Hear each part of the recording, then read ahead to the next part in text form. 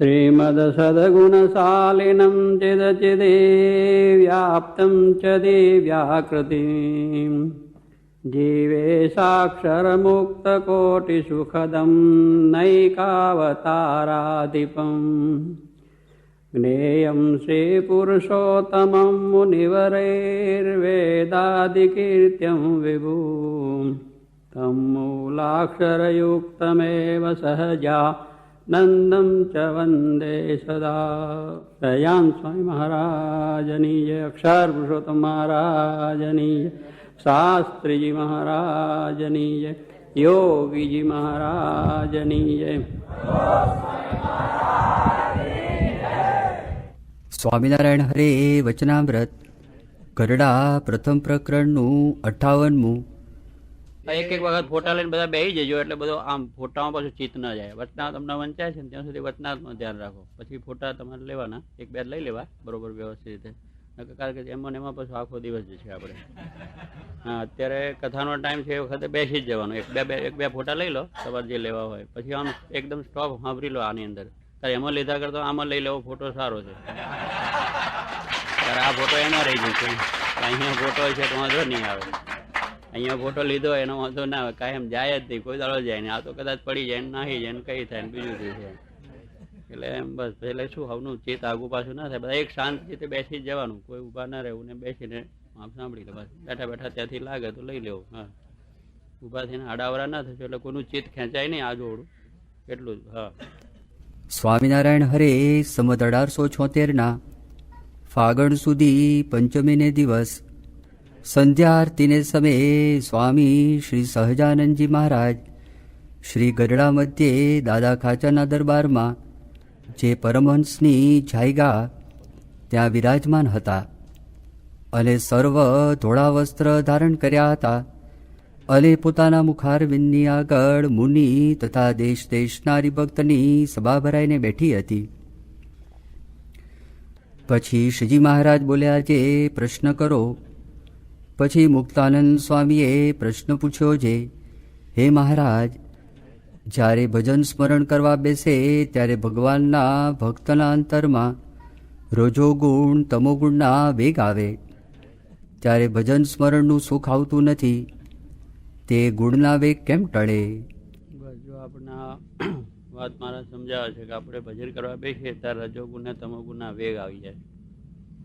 અમથા આવે નહીં, અમથા તો રાત ચાલી જાય વેલ. ગપ્પા મારવા બેઠા હોય તો 2 કલાક 4 કલાક આનંદ જતો જ રહે. અમથા બીજા કામમાં બેઠા હોય તો એનો કંઈ વાંધો ના આવે. પણ ભજન કરવા બે ત્યારે તરત ઊંચા કરે આપણને, તરત બીજા વિચારો ઉપડી જાય. ભજનમાં સુખ ના આવવા દે. એટલે રજોગુણ એટલે શું કે આ વિષય ભોગવવાના, એને વિશે જાતનું જોવાનું સાંભળવાનું, એવું આપણને છે ને. વિષય એટલે શબ્દ સ્પર્શ રૂપ રસ ને ગંધ, આ 5 વિષયો છે. એટલે 5 વિષયોના વિચારો આપણને આવી જાય કે ચાલો બધું આ સારું જોવાનું છે, જરા જોઈ લઈએ. એના વિચારો આવવા માંડે એકદમ તરત જ. અને કંઈ સાંભળ્યું હોય ત્યારે સાંભળવાનું વિચાર થાય, કાંઈ બહુ સારું છે ચાલો સાંભળીએ જરા, એમ પણ થઈ જાય. એટલે એ રજોગુણના વેગ છે કે વિષયને ભોગવવાની ઈચ્છા થયા જ કરે. સ્પર્શ છે, સારું ખાવાનું કંઈ એમ તેમ બીજું કાજે બધા વર ત્યાં ફલાણે ઠેકાણે બહુ સરસ રીતે છે તે હોટલમાં બીજે ત્રીજે અભક્ષ વસ્તુઓ ખાવામાં પણ રુચિ થઈ જાય. એટલે એ રીતે આ 5 વિષયો છે એને ભોગવવાની ઈચ્છા સહેજે થઈ જાય. મારે કહે છે ભજન સ્મરણ કરવા બેસે ત્યારે આ વિચાર આવે, અમથો વિચાર ના આવે. અને એ ભગવાનના ભક્તને આ વિચાર ખબર પડે કે ભાઈ આ મારે છે વિચારને ટાળવો છે, પણ બીજાને તો ખબર જ ના પડે ટાળવું શું છે, શું કરે છે. એટલે આવા ભજન સ્મરણમાં બેસે ત્યારે રજોગુણ ને તમોગુણના વેગ આવે છે, એ કેમ ટળે એને માટે આ પ્રશ્ન થયો છે. કારણ કે આપણે એને ટાળવા તો છે જ ને. કેમ ચિત્રંજન? હા બસ એ જ તાર વાત આવી છે. એટલે રજોગુણ તમોગુણના વેગ બહુ ચાલે છે. આમ ભજન સ્મરણ કરવામાં આ વેગ વચમાં તરત આવી જાય છે. ધ્યાનમાં બેસો ત્યારે બીજા વિચાર તરત આવવા માંડી પડે, અમતા ના આવવા માંડી પડે. ભજન કરવા બેસો ત્યારે સત્સંગમાં બેઠા ત્યાં બેઠા બેઠા બીજા વિચાર ચાલે, આ કરવું છે ને તે કરવું છે ને ફલાણું કરવું છે એમ. ત્યારે જો પહેલે બીજી વાતોમાં, જગતની માયાની સંસારની વાતોમાં ટાઈમ પસાર થઈ જાય તો ખબર ના પડે. અને આમાં એમ થાય કંઈ ક્યારે ઉઠીએ, ક્યારે આપણું કામ છે ને બાકી છે ને આ કરવું છે ને તે કરવું. અહીં બેઠા બેઠા ઊંચા નીચા કર્યા કરે આપણને. અને અમથા તમે વાતમાં કોઈકની જોડે બેઠા હોય 2 કલાક જતા રહે તો એ ખબર જ ના પડે, બીજો વિચાર જ વચમાં ના આવે, કારણ કે એ આમાં જીવને આસક્તિ છે એટલે એમ બન્યા કરે. એમ આમાં જો આપણી આસક્તિ થઈ જાય તો વાંધો ના આવે. એટલે મહારાજ કહે છે કે આ પ્રમાણે અહીં બેઠા કંઈ આપણે બીજું કામ થવાનું છે, એક જ વિચાર કરવાનો કે અહીંયા બેઠા પેલું કામ થવાનું નથી, કે ઘરનું હોય, સંસ્થાનું હોય, નોકરી ધંધા કોઈ પણ વિચાર. એટલે આપણે અહીંયા બેઠા હોય તો અહીંનું જ કામ કરવાનું છે, ત્યાં બેઠા હોય તો ત્યાંનું કામ કરવાનું છે, ઓફિસે બેઠા તો ઓફિસનું કામ. એ વખતે એ વિચાર, વેપાર કરવા બેઠા તો વેપારનો વિચાર.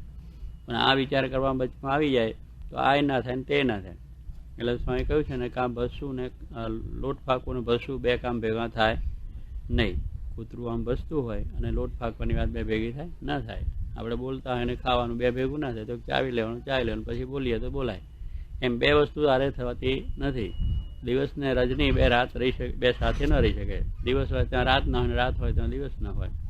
રામ ત્યાં કામ નહીં ને કામ ત્યાં રામ નહીં. એમ આપણે જગતનો વ્યવહારનું બધું કરવું ને 2 વસ્તુ નથી થતી. એ તો અહીં બેઠા હોય તો અહીંયા જ ભજન સ્મરણનો જ ચિત્ત છોડી દેવું, અને વ્યવહાર સંસાર કરવા બેઠા તે ઘડી તે કરી લેવું. 8 કલાકની નોકરી છે બજાવી લેવી સારી રીતે વ્યવસ્થિત રીતે. એમાં જરા બરોબર ધ્યાન રાખવું. અભ્યાસ વખતે અભ્યાસમાં ધ્યાન રાખવું. પણ અભ્યાસ રાખે ને પછી ફરવું છે ને હરવું છે ને શું ધ્યાન બધું કરવા જઈએ તો એ 2 વસ્તુ ક્યાંથી બને? એટલે એ વખત અભ્યાસ કરનાર મનુષ્ય અભ્યાસ બરોબર ધ્યાનપૂર્વક 8 કલાક એને જે સ્કૂલનો છે કરી લેવો જોઈએ. વેપાર કરનારે વેપાર કરી લેવો જોઈએ. નોકરી કરનારે નોકરી વ્યવસ્થિત કરી લેવી. પણ પછી ભજનમાં બેઠા તે ઘડી પેલો વિચાર નહીં, તે વખતે પેલું કાંઈ વિચાર ના થાય. બસ એ વખતે ભગવાનનું સ્મરણ ધ્યાન ભજન થાય. એટલે સ્વામી ગુણાત્મ કહ્યું પ્રથમ તો સર્વ સંકલ્પને પડ્યા મૂકીને એકાગ્રચિત્તે થઈને આપણે આ વાતને સાંભળવું. એકાગ્રચિત્ત થયું એટલે નથી કહેતા ભાઈ એક કાન થઈ ગયું, એક કાન એટલે કાન કાઢી નહીં નાખવાનો, પણ 2 વસ્તુ તો આપણે એક કાન એટલે ધ્યાનથી વસ્તુ સાંભળવી કે જે આપણા હૃદયની અંદર ઉતરી જાય. એટલે શું કે પ્રથમ સર્વ સંકલ્પ એટલે શું? માયાના જગતના સંસ્થાના ખાવાના પીવાના જોવાના જે સંકલ્પો છે એ બધા એકદમ અત્યારે બંધ કરવાના. ચિત્તરંજન અત્યારે નથી નાસ્તા પાણી ચા કશું નથી, બધું સ્ટોપ થઈ ગયું છે એકદમ. હવે એટલે હવે આપણે બધું પછી ભજનમાં જ ચિત્ત રાખવું પડે કે નહીં? કારણ પેલા વિચાર જ બંધ કરવાનો કે છે જ નહીં અત્યારે. એ બધું ભેગું કરી નાખ્યું, બપોરને અત્યારનું ભેગું કર્યું છે આ. કારણ કે આપણે તકલીફ ના થાય ને પેલું અત્યારે જેમ પેલું બગડે ને પેલું બગડે. એટલે આ બધા વિચાર કર્યો કે આપણે બધા વ્યવસ્થિત જમાડવા છે, એકદમ ભૂખ્યા જાય સારું નહીં. દલાસનારી ભક્તો વિચાર કર્યો બધું એક કરી લેવું આપણે. અમારે ઘનશ્યામ સ્વામી પણ એવો વિચાર રાખ્યો. એટલે અત્યારનું સ્ટોપ છે આપણે. એટલે કોઈ વિચાર કરવો નહીં. હવે અત્યારે આપણે આ ભોજન લઈ લેવું અત્યારે, પછી પેલું દેહનું ભોજન થશે, આત્માનું ભોજન કરી લઈએ આપણે અત્યારે. એટલે આત્માને શાંતિ થઈ જાય પછી ઓલું ભોજન કરીને આગળ ઉપડી જઈએ ભગવાન સંભાળીને. એટલે હવે આપણે એક સંકલ્પ એ છે કે બધું અત્યારનું સ્ટોપ બીજું છે એટલે આ ભજનનું જ કરવાનું છે એમ સમજી શાંતિથી બધા બે. એટલે ક્યારે પતે ક્યારે ઉખાડવાનું ચા થાય, ચા નથી ને ઉખાડો નથી, કશું નથી આજે. એટલે સંકલ્પ માત્ર બંધ કરીને આપણે બેસવાનું જ છે અને ભગવાનનું આ ભજન સ્મરણ કથા વાર્તાનો આનંદ આપણે લઈ લઈએ ઘડીક વાર. હરે એના બહુ હરિભક્તો બળ્યા છે અને ખૂબ પ્રેમ ભાવથી ઉત્સાહથી સમયો પણ સારો કર્યો. 3 દિવસ પ્રોગ્રામ પણ બધા સારા થઈ ગયા. ના એટલે કહું છું ને બધા પ્રસંગો મારા ઉજવાઈ ગયા અને મારાની દયાથી બહુ સારામાં સારો થઈ ગયો. હોસ્ટેલમાં થયો ને અહીંયા થયો, 2ને લાભ મળી ગયો અને પાછા 2 હોસ્ટેલ ને દરાજ 2 ભેગું થયું એટલે વધારે આનંદ થઈ ગયો. બરાબર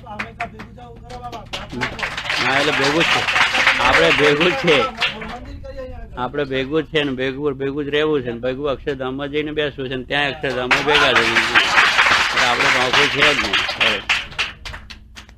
એટલે હવે શું કહે છે કે પ્રથમ તો આ સર્વ સંકલ્પ પડ્યા મૂકીને ભગવાનને એકાગ્રચિત્તે કરીને આ વાત સાંભળવી છે એના માટે આપણે છે. એટલે કહેવાનું શું છે કે 2 વસ્તુ ભેગી ન થાય. એટલે જે વખતે કામ કરવા બેઠા તે ઘડી એ કામ અને અહીંયા ભજનમાં બેઠા ત્યારે ભજનનો જ વિચાર, બીજો વિચાર પછી વચ્ચે થવા દેવો નહીં. એટલે આ ભજન સ્મરણનું સુખ આપણને રજોગુણ તમોગુણના વેગ આવી જાય છે એનું શું કારણ છે, કેમ ટળે એને માટે આ પ્રશ્ન આપણને થયો છે. હકીકત છે કે આપણને આવે છે અને એ વસ્તુ ટાળવી છે પણ આપણને મનમાં છે જ. ત્યાં તો અહીં બેઠા છે ને કંઈ આવે શું કરો? આ બધું કામકાજ છોડીને અહીં આવવાનું કારણ શું છે કે આ કંઈક આપણને ભજન વધારે થાય, મહારાજની સ્મૃતિ વધારે થાય, આપણને આ સત્સંગ વધારે જીવમાં દ્રઢ થાય એને માટે છે. પેલા વિક્ષેપો પેલા બધો ટળી જાય અને આ થાય એને માટે છે. એટલે મહારાજ આપણને પૂછે કે આ ભજન સ્મરણમાં બેસે ત્યારે વિચાર કોને છે ટાળવાનો? એ ભક્ત થયો છે એને, જેને કંઈક વાત હાથમાં આવી છે એને વસ્તુ છે. બાકી બીજાને તો કંઈ છે નહીં. જેની પાસે કંઈ વસ્તુ છે એને આ વિચાર આવે કે ભાઈ આપણી આ વસ્તુ છે એને વિશે વધારે કેમ દ્રઢ થાય, ત્યારે ભગવાનના ભક્ત થયા એને આ વાતનો વિચાર આવે છે કે આપણા વિક્ષેપ કેમ ટળે. ત્યારે શ્રીજી મહારાજ બોલ્યા છે, એ ગુણની પ્રવૃત્તિના કારણ તો દેહ, કુસંગ અને પૂર્વ સંસ્કાર એ 3 છે. બસ આનું વિક્ષેપ આવવાનું કારણ મૂળ તો શું છે કે એક તો દેહ, કે આપણા દેહને વિશે આપણને ભાવ છે કે આપણો દેહ આપણને બહુ દ્રઢ થઈ ગયો છે, એટલે એમાં લઈને એનો વિચાર આવ્યા કરે કે આ દેહ કરીને આ ભોગવી લઈએ, આ દેહ કરીને આ સુખ લઈ લઈએ, આનંદ લઈ લઈએ, એમ થયા કરે. અને એવો વિચાર હંમેશા આવ્યા કરે. એટલે દેહ ભાવ છે એટલે વિષય ભોગવાની ઈચ્છા થાય છે, કારણ કે દેહને વિશે ભાવ રહેલા છે. એટલે મહારાજ કહે છે એક તો દેહ છે એને લઈને આ વિષય રજોગુના અને તમોગુના ભાવ આવે છે. નહીં તો આવે નહીં. કોઈ આપણને કે તમે મૂર્ખ છો એટલે આપણને એકદમ તમોગુણ થઈ ગયો, કે મને મૂર્ખ કહો એટલે હું મૂર્ખ છું, એમ થઈ જાય કે ના થઈ જાય. કે તમે આવા છો એટલે તરત આપણને ચેન લાગી જાય. હું આવો છું એટલે અંદર ક્રોધ આવી જાય છે, રજોગુણ આવી જાય, તમોગુણ આવી જાય છે, એવું થઈ જાય છે. તમે તો બહુ સુંદર ને ખરા સારા દેખાવ છો ને આમ છો, તો હું આવું છું દેખું તો પછી આમ જ છું. ત્યારે શું એને એવા જગતના માયાના સંસારના વિચારો એની અંદર આવી જાય છે. તે ઘડી રજોગુણ તમોગુણના વેગ આવી જાય છે. પણ સાથે કે દેહને કોઈ સારા કહે તો સારું લાગે, નરસા કહે તો નરસું લાગે. કોઈ સારા કહે તો આમ જો આવું જગતમાં શોભ બહુ સારું. અમારે એક સાધુ હતા થયેલા પહેલા મહારાજના વખતમાં, કે હો તમે તો બહુ સારા રૂપાળા, આ તો ગ્રસ્તાશ્રમમાં શોભે હશે, રૂપલા ઉગાડીને ત્યાં પહોંચી ગયા. લ્યો લુગણા ઉઠાડીને પહોંચી ગયા કે આ તો બહુ સારા રૂપાળા દેખાય છે ને આ તો આમાં આપણામાં શોભે એવા છે, એ બાજુ ઉપડી ગયા. ત્યારે જો એમ કહેવાનું શું છે કે આ દેહનો ભાવ, કે આપણે રૂપાળાય નથી ને કુરૂપય નથી. આત્મા છે એ રૂપાળો નથી અને કુરૂપવાળો પણ નથી, એ તો ચૈતન્ય વસ્તુ છે. એ ભાવ જો આપણે રાખ્યો હોય તો આપણને એને વિશે રજોગુણનો વેગ આવે જ નહીં. આપણને કોઈ ગમે એવું કહે તો પણ આપણને એને વિશે ભાવ ન થઈ જાય. અને કદાચ કોઈ કહે છે તમે તો બહુ નકામા છો ને તમારામાં કંઈ ઠેકાણ નથી ને અકલ નથી ને એવું કહે તોય આપણને કંઈ વાંધો નથી, તોય આપણને મનમાં તમોગુણ ના આવે કે એના તરફ ક્રોધ પણ ના થઈ જાય. બે વસ્તુમાં સંભાવ થઈ જાય. પણ આ દેહ છે એટલે દેહને લઈને આપણને આવું બધું લાગે છે, અને એને લઈને આ રજોગુણ તમોગુણના વેગ પણ આવે છે કે આ વિષય ભોગવી લે, આ ખાઈ લે, આ જોઈ લે, આ સાંભળી લે, એવું બધું વિચાર આવે છે. પણ સ્વામી કહે છે આત્મા છે એટલે આત્માને તો આ વસ્તુ કાંઈ, આત્મા તો એકદમ શુદ્ધ ચૈતન્ય છે, એમાં કોઈ દોષ પણ નથી અને એમાં કોઈ બીજી વસ્તુ પણ નથી. એને તો ભગવાન જોવા જ ગમે છે. પણ આ દેહના યોગે કરીને આ બધી વસ્તુ થાય છે. ત્યારે મહારાજ કહે છે એક તો પહેલાં પહેલો દેહ ભાવ છે આપણામાં, એ દેહ ભાવ કાઢવો એને માટે આપણે દાખલો કરીએ છીએ. અને એ દેહભાવ જેનો ટળ્યો છે એવા પુરુષના સમાગમે કરીને આપણે દેહભાવ ટળી પણ જશે, એનો પણ વાંધો નથી. પણ એ સમાગમમાં આપણે હંમેશા રહેવું જોઈએ કે એ પ્રમાણે કરીએ એટલે આપણો ધીરે ધીરે દેહભાવ ટળતો જાય અને આત્મભાવ થતો જાય. એટલે એક તો પહેલું દેહભાવ છે એને લઈને થાય. બીજું કુસંગ ને બીજો કુસંગ કયો કે કુસંગ છે એને કરીને પણ રજોગુણ તમોગુણના વેગ આવે છે. કે આપણે રજોગુણના વેગ આવવાનું તમોગુણના કારણ શું? એક તો દેહભાવ કહ્યું, બીજો કુસંગ કયો. તમે કુસંગ કરો એટલે સહેજે વિષય ભોગની ઈચ્છા થાય કે ના થાય. કારણ કે છે આ પ્રમાણે કુસંગ એટલે શું કે ભગવાનના માર્ગેથી, કલ્યાણના માર્ગેથી, આ સત્સંગમાંથી, અગર ધર્મ નિયમમાંથી આપણે પાડે એ કુસંગ બધો. આપણને આ પ્રમાણે આવો જે આત્મકલ્યાણનો માર્ગ છે એમાંથી જે પાડે છે એ બધો જ કુસંગ છે. એટલે આપણને એ પ્રમાણે થાય. જો કોઈ એવા સ્વામી આપણને વાત કરી વચનાવત પ્રથમ 18ની અંદર કે 7 માળની હવેલી હોય અને એમાં વેશ્યાઓ નાચતી હોય, કાચના તકતા સામે જડ્યા હોય અને દારૂના પીનારા બેઠા હોય અને શીશા એકબીજાને પાતા હોય, આ બધા તાલમેલ થતા હોય અને ત્યાં જઈને જો આપણે બેસીએ તો આપણો વિચાર પણ એ થઈ જાય. કુસંગ થયો એટલે રજોગુણનો વેગ આપણને આવી ગયો. એ કરવાનું ભોગવાનો વિચાર આપણને બંધ થઈ ગયો.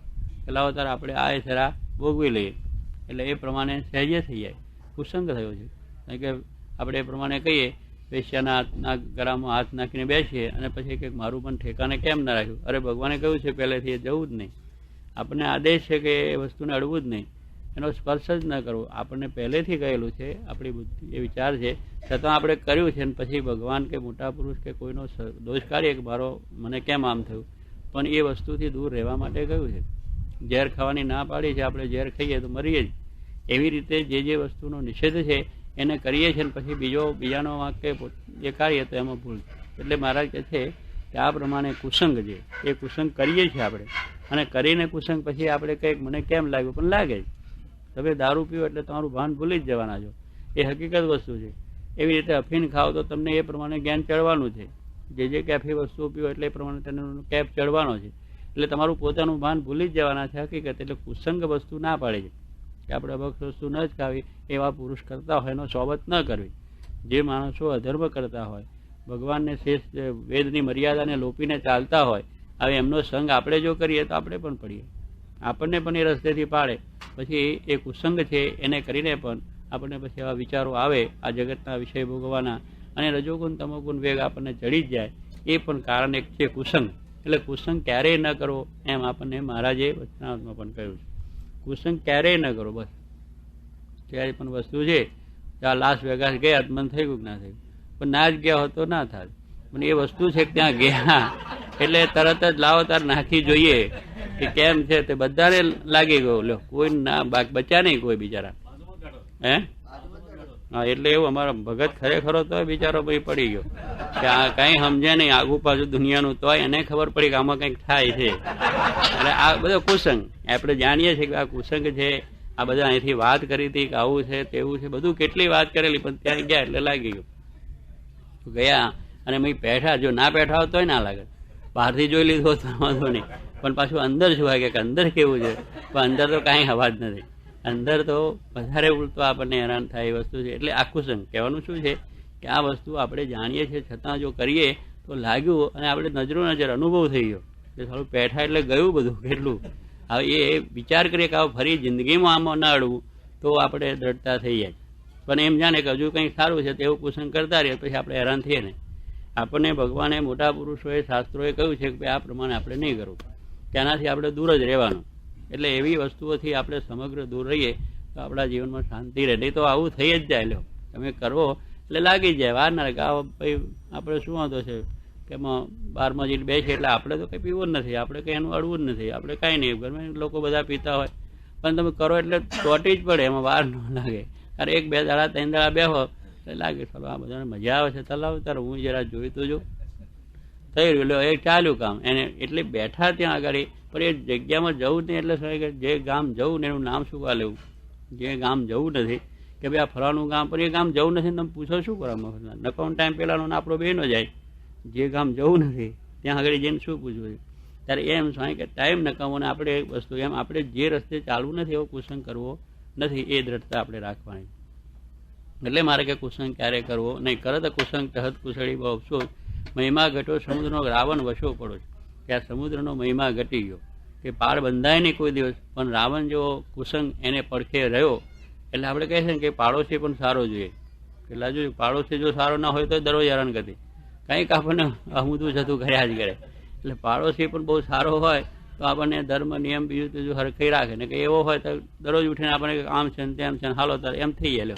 અગર તકરાને ટંટા કર્યા કરે, બખેડા કર્યા કરે, કંઈ ઉપદ્રવ કર્યા કરે, એવાય પણ હોય છે. એટલે પાડોશી પણ શું કે ચાલો પાડોશમાં જો કુસંગ જેવો માણસ વસ્યો હોય, ખરાબ માણસ વસ્યો હોય તો આપણને કાયમ મુશ્કેલી રહે. એમ રાવણ એવો વસેલો તે સમુદ્રની પાળ બંધાઈ ગઈ. કે પાળ બંધાય નહીં એની પાળ બાંધી ઠેઠ 400 ગણી રામચંદ્ર ભગવાન એના પર આખું સૈન્ય લઈને ગયા અને એનો નાશ થઈ ગયો. ત્યારે મહિમા સમુદ્રનો અગાધ છે અને પાળ બંધાય નહીં, અને એ રીતે બંધાઈ ગઈ. ત્યારે જો આ વસ્તુ છે એમ શું કે આપણે ચોરને માર્ગે ચાલીએ અને પછી કે નહીં મને ક્ષેમ કુશળ રહે છે, ના રહેવાય. ચોરમાં કોક દાડો તો દંડાય અને શિક્ષા પણ થાય અને જેલ પણ થઈ જાય.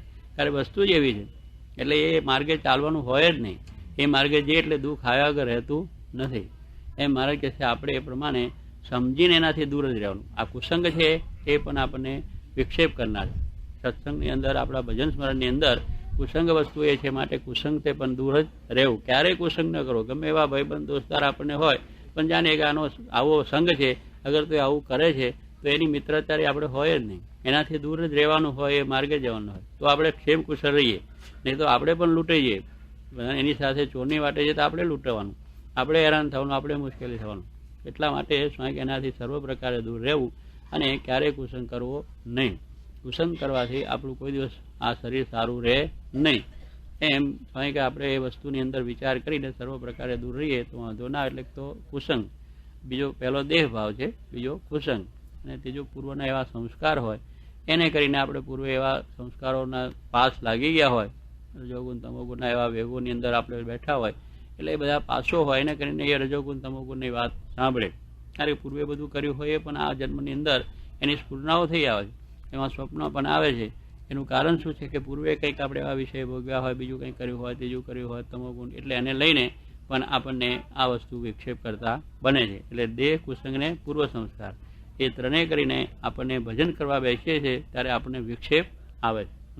તેમાં દેહને યોગે કરીને જે ગુણ પ્રવર્ત્યા હોય તે તો આત્મા અનાત્માના વિચારે કરીને ટળી જાય છે. હવે એને ટાળવા માટેનો ઉપાય મહારાજ બતાવે, થવાનો ઉપાય બતાવ્યો કે દેહ, કુસંગ ને પૂર્વ સંસ્કાર એને કરીને આપણને આ ભજન સ્મરણમાં બેસીએ ત્યારે વિક્ષેપ આવે છે. હવે જે ટાળવાની વાત પૂછે કેમ ટળે, એને માટે પૂછે છે કે પહેલો તો દેહને કરીને જે આપણને વિક્ષેપ થતા હોય કે આપણને એ ભાવ આવતા હોય તો મારે કહે છે તો આત્મા અનાત્માનો બેનો વિવેક વિચાર કરવો. આત્મા ને અનાત્મા, આત્મા એટલે આપણે જે આત્મા છે અને અનાત્મા એટલે આ દેહ. આ દેહ છે એની અંદર એવો આત્મા છે, એટલે આત્મા છે ચૈતન્ય છે, એને કંઈ વસ્તુ છે જ નહીં. એટલે આપણે એનો બેનો વિચાર કરવો કે આપણે કોઈ પણ સારા કહે કે કોઈ નરસા કહે તો એ દેહને કહે છે, મને નથી કહેતા. મને એટલે હું આત્મા છું, અક્ષર છું, બ્રહ્મ છું. આપણે જે આ વસ્તુ કરીએ છીએ અક્ષરરૂપ થવું, પુરુષોત્તમની ભક્તિ કરવું, એને માટે જ આપણે આ દ્રઢ કરવાની વાત છે. હું બ્રહ્મ છું ને પરબ્રહ્મની સેવા કરવાની છે, આત્મારૂપથીને પરમાત્માની ભક્તિ કરવી છે, અક્ષરરૂપથીને પુરુષોત્તમને ભજવાના છે. આ બધી વસ્તુઓ આપણને દ્રઢ કરવાનું કારણ જ આ છે. ને એટલા જ માટે આપણે શાસ્ત્રી મહારાજે આપણને આ સિદ્ધાંત આપ્યો છે. સ્વામિનારાયણ ભગવાન જે આ પૃથ્વી પર આવ્યા અને એમને આ વાત આપણને આપી છે કે આત્મારૂપથીને મારી ભક્તિ કરો અને અક્ષરરૂપથીને મારું ભજન કરો. આ વાત શ્રીજી મહારાજે પોતે સમજાવી છે કે જ્યાં સુધી દેહભાવ છે ત્યાં સુધી મારે વિશે ભક્તિ થશે નહીં. અને એ ભાવ ટાળવા માટે એવા બ્રાહ્મી સ્થિતિવાળા જે પુરુષ એના સમાગમમાં રહે એટલે આપણી એ સ્થિતિ થાય. ધીરે ધીરે ધીરે ધીરે સમાગમ કરતા એ વસ્તુ આપણને થઈ જાય. એટલે આપણે અક્ષર ને પુરુષોત્તમ એ વાત આપણે જે કહીએ છીએ કે અક્ષર જે ગુણાતીતાન સ્વામી, એ ગુણાતીત ભાવને આપણે પામવાનું છે. અને એ ભાવને પામીને પુરુષોત્તમની ભક્તિ હંમેશા માટે આપણે કરવાની છે કે જેથી કરીને આપણને આ વિક્ષેપ છે એ નડે નહીં. દેહનો ભાવ આપણો ટળી જાય, દેહને ભાવ છે અને વિષયનો જે અંદર રાગ છે બધા નીકળી જાય, વાસના આપણી નીકળી જાય. જ્યાં સુધી એ છે ત્યાં સુધી વાસના રહે અને આપણને વિષય ભોગની ઈચ્છા રહે. પણ આત્મારૂપ જે થયો તો આત્માના વિશે કોઈ દોષ નથી, એમાં કોઈ વિષય નથી. એને તો કેવળ ભગવાનનું ભજન સ્મરણ એક જ વસ્તુ રહે છે. એટલે આપણને કહે છે અક્ષરની દ્રષ્ટિમાં પુરુષોત્તમ સિવાય કોઈ વસ્તુ રહેતી નથી, માટે અક્ષરને પુરુષોત્તમ એ આપણે ભક્તિ કરવાની. અક્ષરરૂપ થવાનું ને પુરુષોત્તમ ભગવાનની જ ભક્તિ કરવાની. ભક્તિ તો એક ભગવાન પુરુષોત્તમ નારાયણ સ્વામિનારાયણ જે આપણે કહીએ છીએ એક જ, પણ એના ભક્ત એવા ગુણાતીત એ આપણે બનવાનું. જેમ રાધા કૃષ્ણ કહે છે, નરનારાયણ કહે છે, નર એ ભક્ત છે, નારાયણ એ ભગવાન છે. સીતા અને રામ, સીતા એ ભક્ત અને રામ ભગવાન છે. એવી રીતે આપણે ભક્ત જ બનવાની વાત છે. ભગવાન તો કોઈ થવા સમર્થ છે ને એને થશે પણ નહીં. ભગવાન તો એક સહજાન સ્વામી પૂર્ણ પુરુષોત્તમ સર્વ અવતારી એવા જે પરમાત્મા એ છે, બાકી એના દાસ આપણે સેવક એ રૂપ થઈને અક્ષરરૂપ થઈને આપણે ભજવાના છે. અને અક્ષર એ ગુણાતીતાન સ્વામી છે, એ ભાવને આપણે પામીએ એટલે આપણામાંથી માયાના ભાવ, દેહના ભાવ નીકળી જાય અને શુદ્ધ ભાવ આપણને થાય. એટલે કરીને ભગવાનની ભક્તિ આપણને થાય છે. એટલે મહારાજ કહે છે અહીંયા આગળ દેહનો જે કુસંગ છે એને કરીને જે કુસંગ લાગે છે એને માટે આત્મા અને અનાત્માનો એક વિચાર કરવાનો છે. હું આત્મા છું, બસ. આ દેહ છે એ કોઈ સારો કે નરસો કે કોઈ ગમે તેવા વિષય ભોગ એને જોવા મળે તોય પણ એ કહે છે મારે તો એને કંઈ વિચાર જ ના આવે કે આત્માને એ વસ્તુની જરૂર નથી, એમ કરીને એનાથી અળગો રહે. એટલે એનો વિચાર કરી રાખે કે ભાઈ આ વસ્તુ કરવાથી આપણને દુઃખ થવાનું છે અને આ ભોગવવાથી આપણને મુશ્કેલી થવાની છે, એમ કરીને એનાથી સર્વ પ્રકારે દૂર પોતે રહે. એટલે આત્મા ને અનાત્માનો વિચાર આપણે જોઈએ. દેહ ને આત્મા, અનાત્મા એટલે દેહ અને આત્મા એટલે આત્મા. અને કુસંગે કરીને પ્રવર્ત્યા હોય તે સંતને સંગે કરીને ટળે છે. હવે કુસંગે કરીને જે આપણને પાસ લાગ્યા છે બધા કે રજોગુણ તમોગુણના વેગ આવે છે, કુસંગે કરીને આવે છે ને. કુસંગ કર્યો એટલે પછી આપણને એવા વિચાર આવે કે વિષય ભોગવાના જેમ એવા લોકો કરતા હોય એમ આપણે પણ થાય કે ચાલો નામ છે, ચાલો એ બધું. જુગારીયાનો જંગ થાય તો જુગારમાં લઈ જાય, દારૂડિયાનો સંગ થાય તો દારૂમાં લઈ જાય, વિષય માણસ હોય તો વિષયમાં આપણને લઈ જાય, અધર્મ કરતો માણસ અધર્મ, મૌસારી કરતો મૌસાર. એટલે એ કુસંગ બધો આપણે છે એને સંગે કરીને જે આપણને આ બધું થયું હોય એ સંતના સમાગમે, કે સંત પુરુષોનો જો સમાગમ કરે તો એને કરીને એના મનમાં નીકળી જાય કે ભાઈ આ વસ્તુ આપણે જરૂર નથી, આપણે આ વસ્તુ થાય જ નહીં, આપણે આ વસ્તુ ખોટી એમ કરે. એટલે સમાગમે કરીને પેલા એને સમજાઈ જાય એટલે એ વસ્તુ નીકળી જાય એના જીવમાંથી. એટલે કુસંગ જે લાગ્યો છે એ સત્સંગ કરીએ એટલે કુસંગ જતો રહે. આપણે જેમ આ સમય કરીએ એટલે પ્રમાણે આપણે થઈ જાય, જ્ઞાન આવતું જાય એમ અજ્ઞાન જતું જાય, ધર્મ થતો જાય એમ અધર્મ ચાલતો જાય. એમ સ્વામી કહે છે આ પ્રમાણે સૂર્ય ઉદય થતો અંધકાર જેમ ચાલ્યો જાય એમ આપણા દેહમાં જેમ સત્સંગ થતો જાય એમ સત્સંગે કરીને આ બધો કુસંગ ટળતો જાય. કારણ કે કુસંગ બહાર જે કુસંગ છે એવો પાછો અંદરમાં કુસંગ બેઠો છે. કામ ને ક્રોધ ને લોભ ને રસાસ્વાસ ને માન ને આ બધા દોષો છે, કુસંગ છે. હવે એ કુસંગનું બળ, અંદરનું બળ વૃદ્ધિ ક્યારે પામે? બહાર તમે કુસંગ કરવા માંડો તો જ.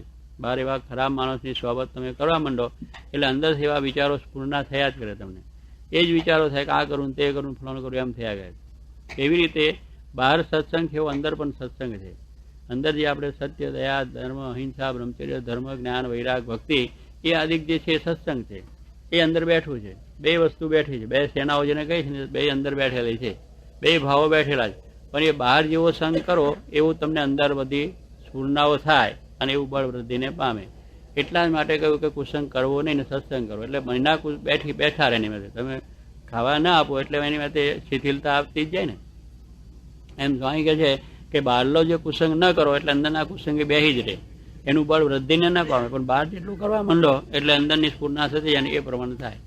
એટલે મારે કે બહાર છે સત્સંગ કરવો, સત્સંગે કરીને કુસંગ ટળી જાય. સત્સંગ જ જેટલો સારાનો સંગ રાખીએ એટલે કોઈ દિવસ આપણને એ ખરાબ વિચારો બીજું ત્રીજું આવે ને. અને અંદરનો સત્સંગ છે બળ વૃદ્ધિને પામે. એટલે ધર્મ પાળવાની રુચિ થાય, ભક્તિ કરવાનું મન થાય, સત્સંગ કરવાનું મન થાય અને પેલી વસ્તુ બધી છૂટી જાય.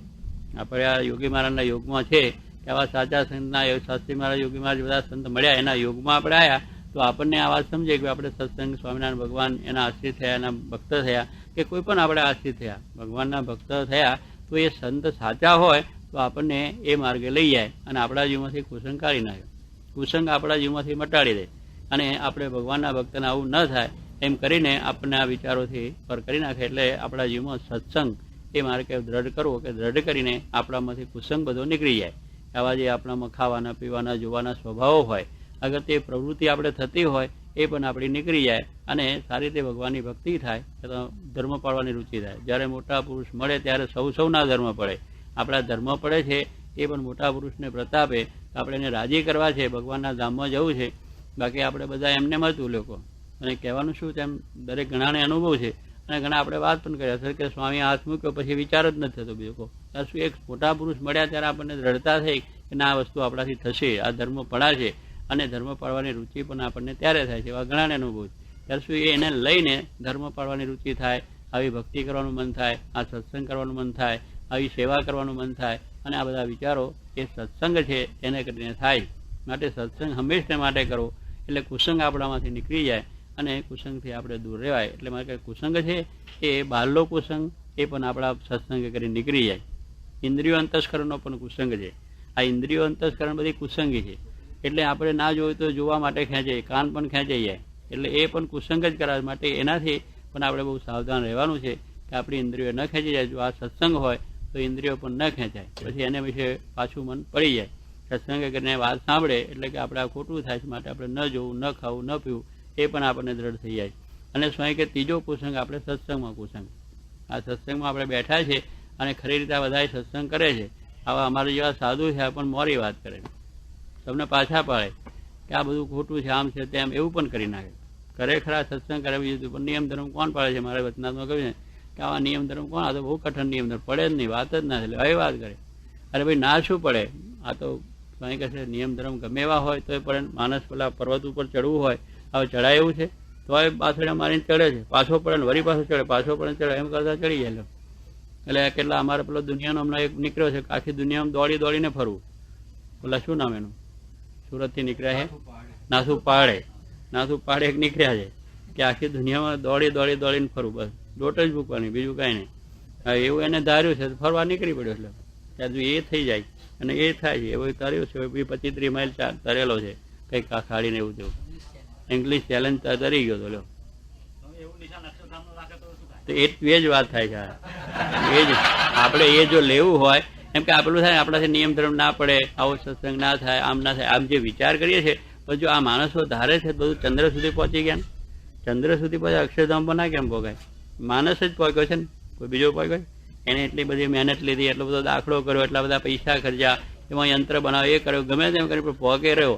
જો એને પ્રયત્ન પુરુષાર્થ કર્યો તો એ પહોંચી ગયો છે. તો પછી આપણે આટલો પુરુષાર્થ કરીને કેમ ના થાય? એના જેટલો પુરુષાર્થ કરવાનો છે જ નહીં.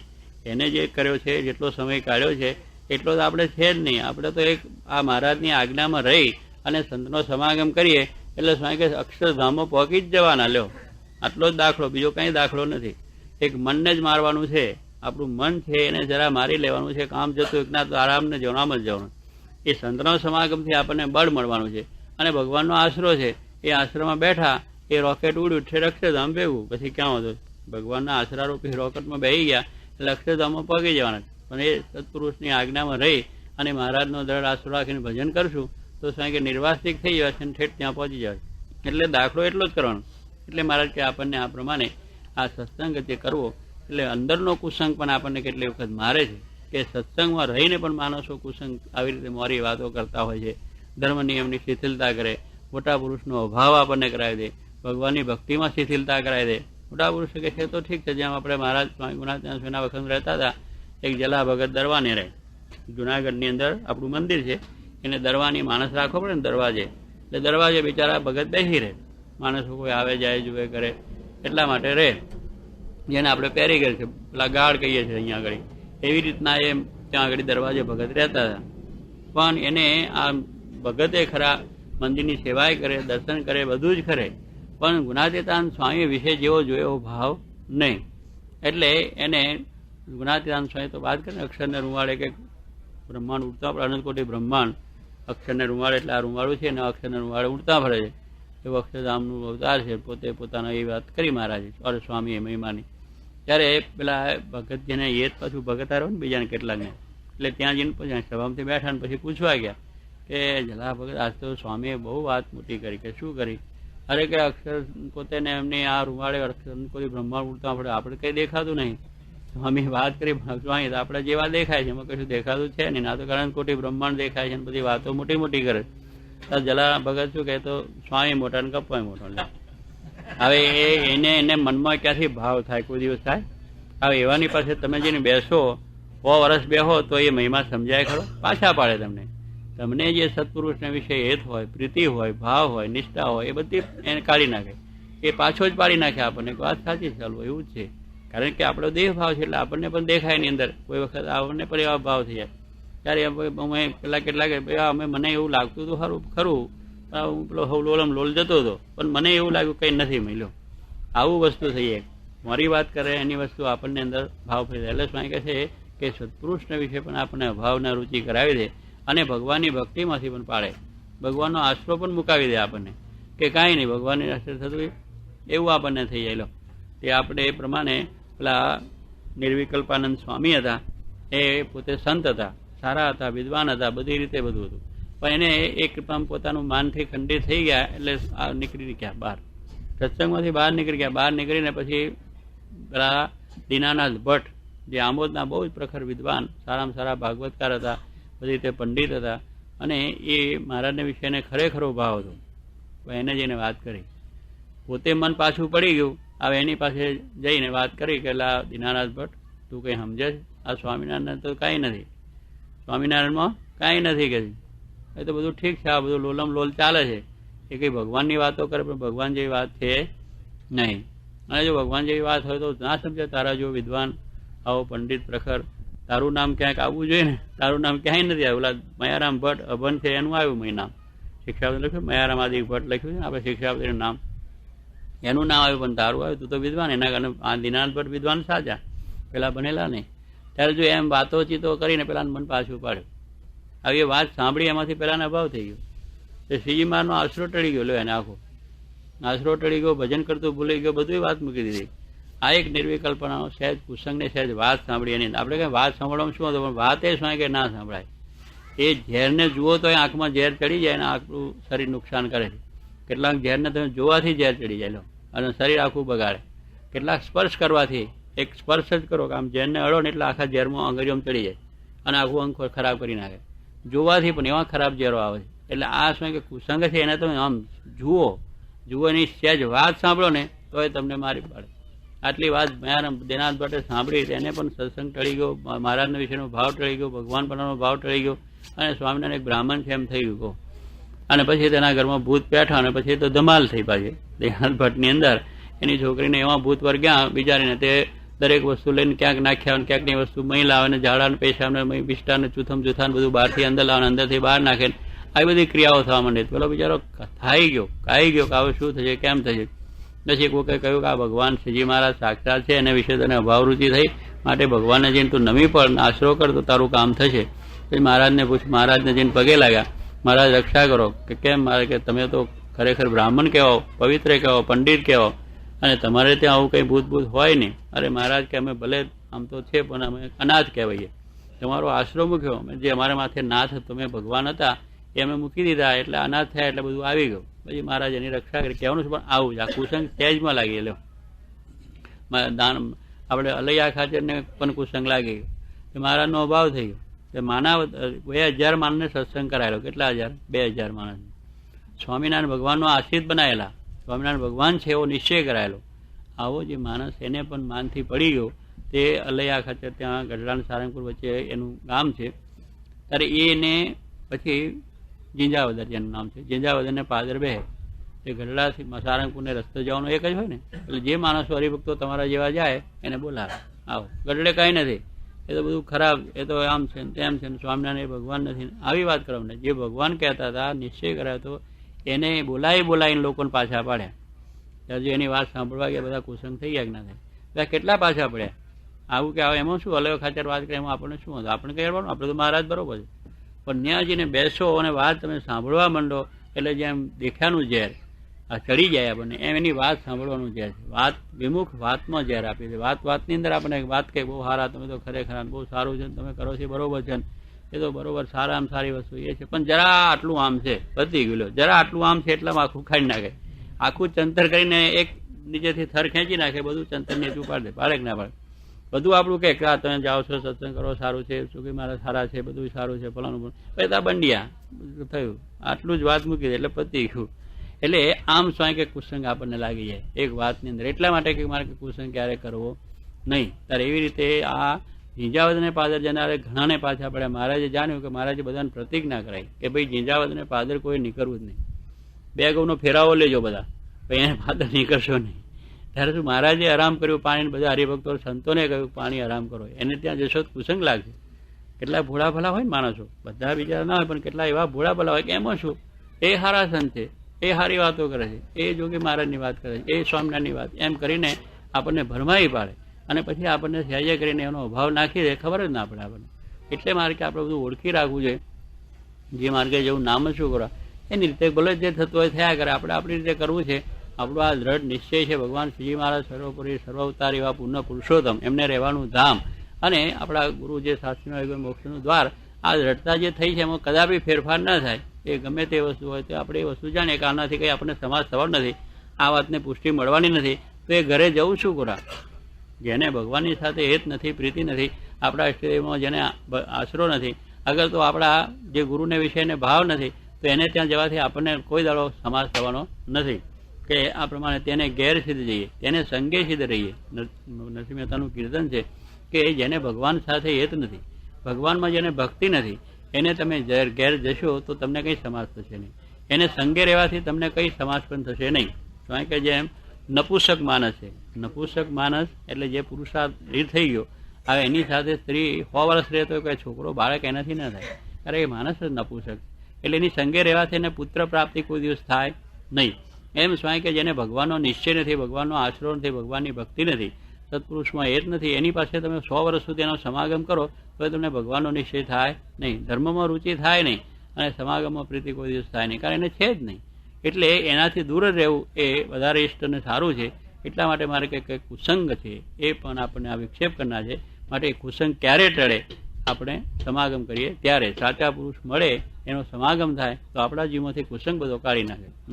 અને જે રજોગુણ તમોગુણના વેગ એ 2 કરીને પણ ન ટળે, તે તો કોઈક પૂર્વના ભૂંડા સંસ્કારને યોગે કરીને છે, માટે એ ટળવા ઘણા કઠણ છે. એ ઘણા ટળ, પૂર્વના સંસ્કારનું જે બળ છે ટળવું ઘણું કઠણ છે. પછી આનંદાનંદ સ્વામીએ પૂછ્યું, જે પૂર્વના સંસ્કાર મલિન હોય તે કેમ ટળે? હવે પૂર્વના સંસ્કાર મલિન હોય તો કેમ ટળે? આપણે 2 ભાવ તો દેવ કરીને કુસંગ એક તો વિક્ષેપ આપણને થાય, એ તો આપણે આત્મા અનાત્માનો વિચાર કરીએ હંમેશા, આપણે આત્મા છે, કોઈ સારા નરસા કહી જાય તો આપણે એનો વિચાર જ નહીં કરવાનો, જે કહે છે બોલે જેમ કહેતા હોય એમ કરીએ એટલે આપણે આત્મારૂપ રહીએ એટલે સ્વાભાવિક રીતે વિચાર આપણને ઓછો થઈ જાય. અને સત્સંગ કરી એટલે કુસંગ આપણામાંથી ચાલ્યો જાય. કુસંગનો જે આપણે બાસ હોય બધો ચાલ્યો જાય. હવે પૂર્વના સંસ્કાર જે બનેલ થઈ ગયેલા છે એ નીકળવા કઠણ છે. એને માટે પાછો પ્રશ્ન આવ્યો કે પૂર્વના સંસ્કાર મલિન છે કેમ ટળે.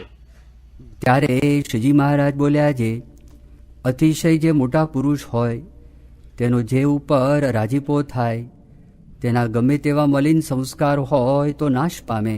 બસ અતિશય જે મોટા પુરુષ છે એનો સમાગમ કરે. અતિશય મોટા પુરુષ અને મોટા પુરુષનો રાજીપો થયો હોય, જેના ઉપર રાજીપો થાય એના મલિન સંસ્કાર ટાળે. હવે આ થયું કે મલિન સંસ્કાર પૂર્વના હોય એને ટાળવા માટે એ મોટા પુરુષને રાજી કરવાની વાત આવી. એવા જે મોટા પુરુષ છે કે જે સાક્ષાત મારાનું ધામ ગુણાતીત એ સ્થિતિ એને જે પામેલા છે એવા પુરુષનો જો આપણને સમાગમ થાય તો સ્વાય કે આપણા મલિન સંસ્કાર પણ અંદરથી નીકળી જાય અને એ મલિન સંસ્કાર જતા રહે. મોટા પુરુષ રાજી થાય. તો હવે રાજી કેમ કરવા એ પાછો પ્રશ્ન. મોટા પુરુષને આપણે રાજી જ કરીએ તો જ મલિન સંસ્કાર થાય. તો રાજી કેમ કરવા? ચિત્તરંજન. હા બસ જો એમ ચિત્તરંજન બહુ ભડાકો તમારે તરત જ.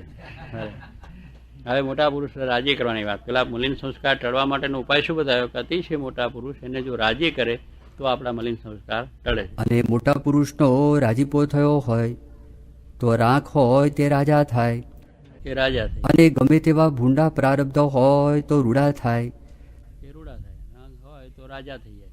કેટલાક આપણે જોઈએ છે કે ગુણાચાંદ સ્વામી વખતમાં પેલા બાઉદ્દીન ખાન હતા, એ કઠિયારો હતો, લાકડા વેચતો હતો અને એવી રીતનું કામ બિચારો કરતો હતો. ગુણાતીતાન સ્વામી આ જે પોષ મહિનો આવે છે ને, એવું એક મહોદા પર્વ 36 વર્ષે એની અંદર ઠંડી, પોષ મહિનાની ઠંડી ખૂબ જ હોય. અને ગિરનાર એટલે ત્યાં આગળ તો વધારે ઠંડી હોય. જેમ તમારે અહીંયા વધારે ઠંડી પડે એવી વધારે ઠંડીને સ્વામી ત્યારે પેલું સ્નાન કરવા માટે ત્યાં ગયા. આ ઠંડુ પાણી એકદમ ને સ્વામી નાહ્યા એટલે શરીર એકદમ સ્થિર થઈ ગયું, આવું એકદમ ઠંડુ થઈ ગયું.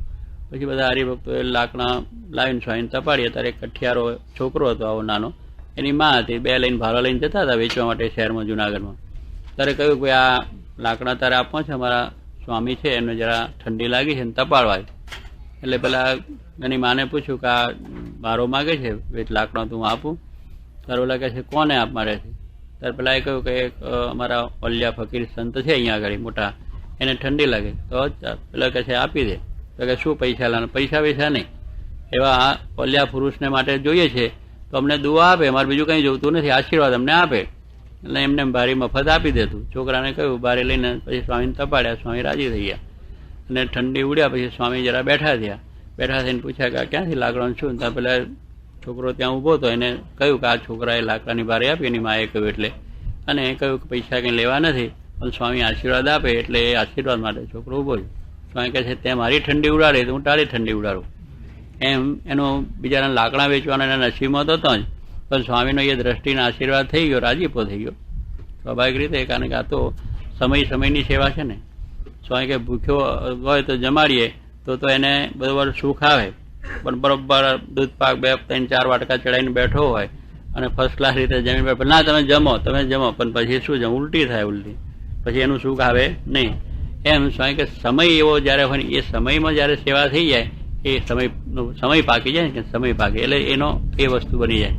એમ આ સ્વામીને ઠંડીની એ વખતે આ લાકડાની આ વખતે સેવા થઈ ગઈ. એમ સમયો ઉચિત સેવા જે છે એટલા માટે કે ભગવાનને સમય આપણે જે સેવા કરવાની વાત કરી, શણગાર કરવાની વાત કરી છે.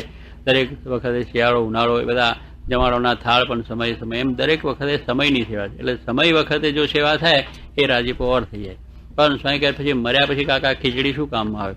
એમ પછી કામમાં નથી આવતું.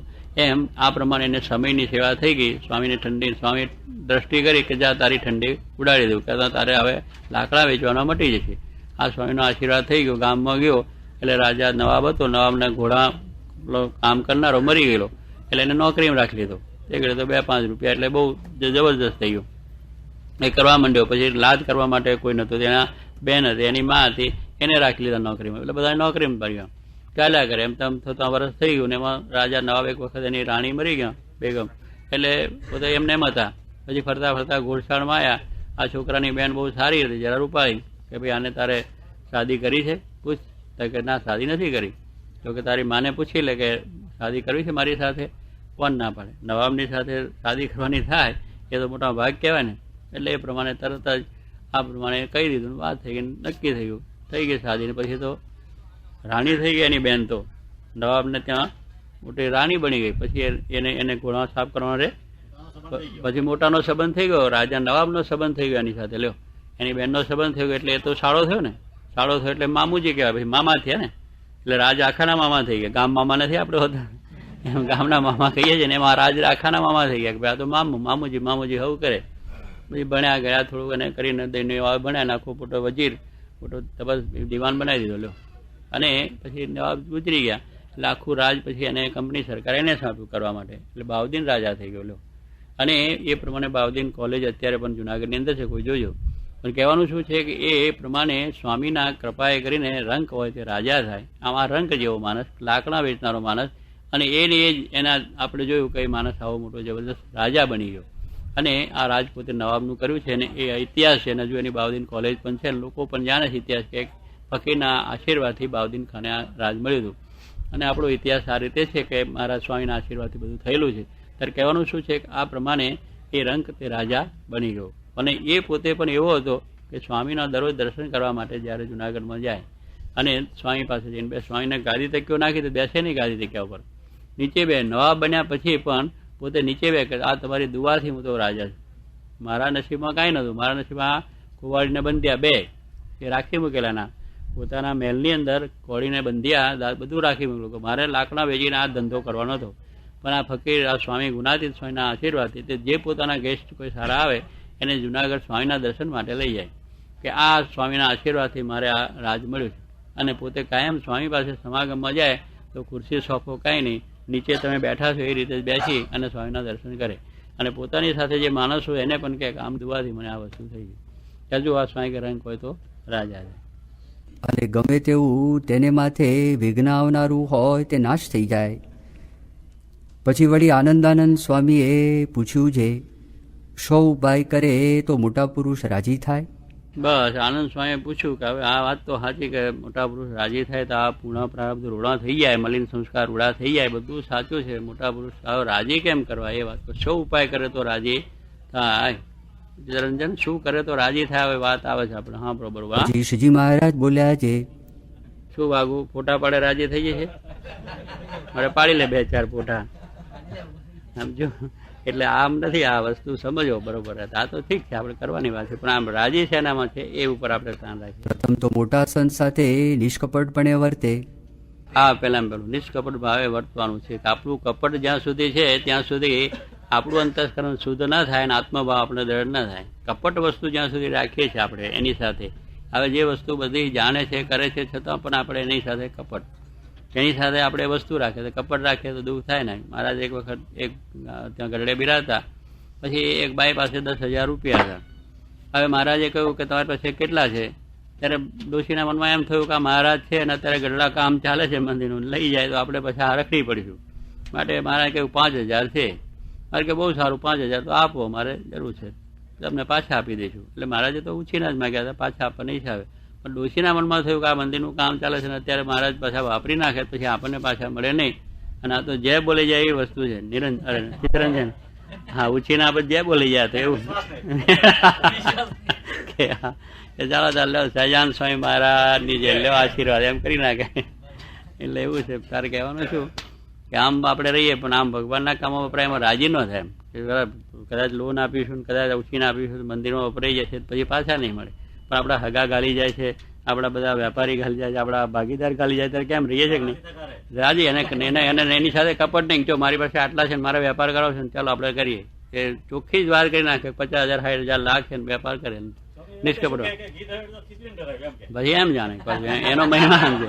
પણ અહીંયા ના સમજાય કે ભલે આપણે ભાઈ મંદિરને આપ્યા અને એમાંથી કદાચ આપણે ના આવ્યા તો મહારાજની ઈચ્છા. આપણે વેપારીની સાથે કરતા આપણે જેમ થયું કે એમ થાય. સગાને કોઈકને આપ્યા 5-10,000 ગાલી જાય કેમ રહીએ છીએ? પણ અહીંયા રહીએ, કોઈ ભાગીદાર ગાલી જાય રહીએ, કોઈક લઈ જાય તો રહીએ, બધું રહીએ, પણ ભગવાન સાથે એને સંત સાથે કપટ.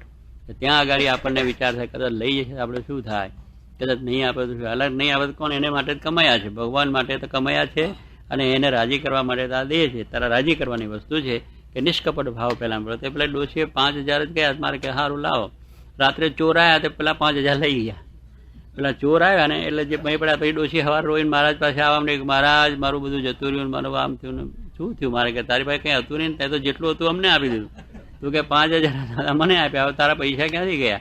કે ના મહારાજ બીજા 5,000 રાખ્યા હતા એ ગયા. તમારે કે તું જાણ, ત્યાં કપટ રાખ્યું, તારા ગયા, અમારે કંઈ લેવા નતા, જો આ તારા 5,000 પાછા લઈ જાય. તારે ચોર આવવાના હતા, લૂંટાઈ જવાની હતી એટલે અમે તારા પૈસા લીધા હતા. ત્યાં જો આવું કપટ રાખે તો આ વસ્તુ થાય. એટલે ભગવાન કે સંત સાથે જ્યાં સુધી કપટ છે ત્યાં સુધી આપણો પ્રકાશ આત્માનો થાય નહીં. કોઈ પણ રીતે એના આપણે સ્વરૂપમાં નિશ્ચયના ઘાટ થતા હોય, એને વિશે આપણને કંઈક પણ બીજા દોષ થતા હોય, એ કપટ આપણે રાખવું ન જોઈએ. પછી આપણે શું કહો બહુ મોટા ને ખરેખર તમે એવા બધી વાત કરે પણ અંદર ખાને જરાય ભાવ ના હોય, જવા દે ને કાંઈ નથી. બીજાને પાછો પાડતો હોય, આપણી પાસે ભાવ એટલો બધો દેખાડે, ખરેખરો વાતે કરે કે આમ છે ને તેમ છે ને ફલાણું છે, બીજા 10ને પાછો પાડતો હોય. ત્યાં જોઈ સ્વાય કે કપટ, એટલે એ કપટ એને એનું નડવાનું છે. ભગવાન કે મોટા પુરુષને કંઈ ઝાંખપ આવવાની છે નહીં, પણ છતાં અંતે નડે છે. માટે સ્વાય કે કપટ કોઈ પણ રાખવું નહીં. એટલે સહેજ પણ કપટ રહી જાય તો સ્વાય કે છે આપણે એ આત્મભાવને પમાય નહીં. એ ભગવાનનું સુખ આપણને આવે ને કે એનો રાજીપો થાય નહીં. એટલે શું કે પોતામાં કંઈ ભાવ ન હોય છતાં પણ દેખાવ બહુ સારો કરે અને એ રીતે કપટ રાખીને કે જાણે ખૂબ ભાવિક છે પણ અંદર ખાને જુદી ભાવ હોય, ત્યારે એ કપટથી કોઈ દિવસ સારું થતું નથી. જેમ 2 શેઠ હતા, બહુ મોટા વેપારી હતા અને એ પ્રમાણે વેપારમાં બહુ સારી જાહો ચલાવે. એમાં એક શેઠની જરા પરિસ્થિતિ ખરાબ થઈ ગઈ એટલે ડાઉન વેપાર થઈ ગયો, બિચારા હાથે પગે થઈ ગયા. પછી એને પેલા સારો જેનો વેપાર ધંધો હતો એ શેઠ ત્યાં 2 મિત્રો હતા, એટલે કહે કે મારે આવે તે તમે મને કંઈક મદદ કરો. ત્યારે પેલા કે બહુ સારું, તો લાવો કે આપણે પારસમણી છે અંદર અને પારસમણીની તમને કરીએ એટલે તમારું પણ કામ થઈ જાય. પછી એના છોકરાને કહે છે બોલો લોખંડના ડાવડામાં પારસમણી પડ્યો છે એ લાય, આપણા શેઠને જરા જે કંઈ મદદ કરવી છે એ કરીએ. પેલો બિચારો વિચારમાં પડી ગયો, આ શેઠ કેવી વાત કરે છે? લોખંડના ડાવડામાં પારસમણી તો સોનું જ થવું છે ને, લોખંડને અડે પારસમણી તો સોનું જ થઈ જાય. એ લોખંડના ડાબડો હોય જ ને સોનાનો બની જાય. અને આ મને કહે છે લોખંડના ડાબડામાં પડી ત્યાં પારસમણી લાવે છે એટલે મારી મસ્કરીની વાત કરે. શેઠ કે મસ્કરી શું કા કરો? આપવું હોય તો આપો, ના આપો તો કાંઈ નહીં. આ મારી સ્થિતિ આવી થઈ એટલે તમારી સ્થિતિ સારી છે, તમે જરા મને મસ્કરી કરો. એવું નથી ભાઈ, તું ઉભો રહે કહે છે. પછી લાયા અને મેં ચીની કાગળ એકદમ પાતળો કાગળ છે ને એને વીટેલો હતો. પછી એ વીટીને પછી કાઢી નાખ્યો અને જ્યારે ડાબડાને તર સોનાનો થઈ ગયો. ત્યારે જો એક કેટલો ચીની કાગળ જેટલો અંતરાય હતો. પારસમણી અને લોખંડના ડાબડાને એકદમ જે પાતળો કાગળ જેને આપણે કહીએ છીએ એવો કાગળ હતો, પણ એટલાથી અંતરથી પણ પેલો સોનાનો ડાબડો થયો નહોતો. એમ એટલું જો અંતર આપણે મોટા પુરુષ સાથે રાખીએ તો આપણો જીવ ભ્રમરૂપ થાય નહીં, આપણી વાસના ટળે નહીં, આપણા સ્વભાવ ટળે નહીં, મલિન સંસ્કારો જાય પણ નહીં. એટલો પણ અંતરાય આપણે એની સાથે જોઈએ નહીં. એની સાથે નિષ્કપટ સર્વ પ્રકારે, કારણ કે આપણે સ્ત્રી સાથે નિષ્કપટ રહીએ છીએ, છોકરા સાથે, વેપારમાં, બીજામાં બધે નિષ્કપટ આપણે.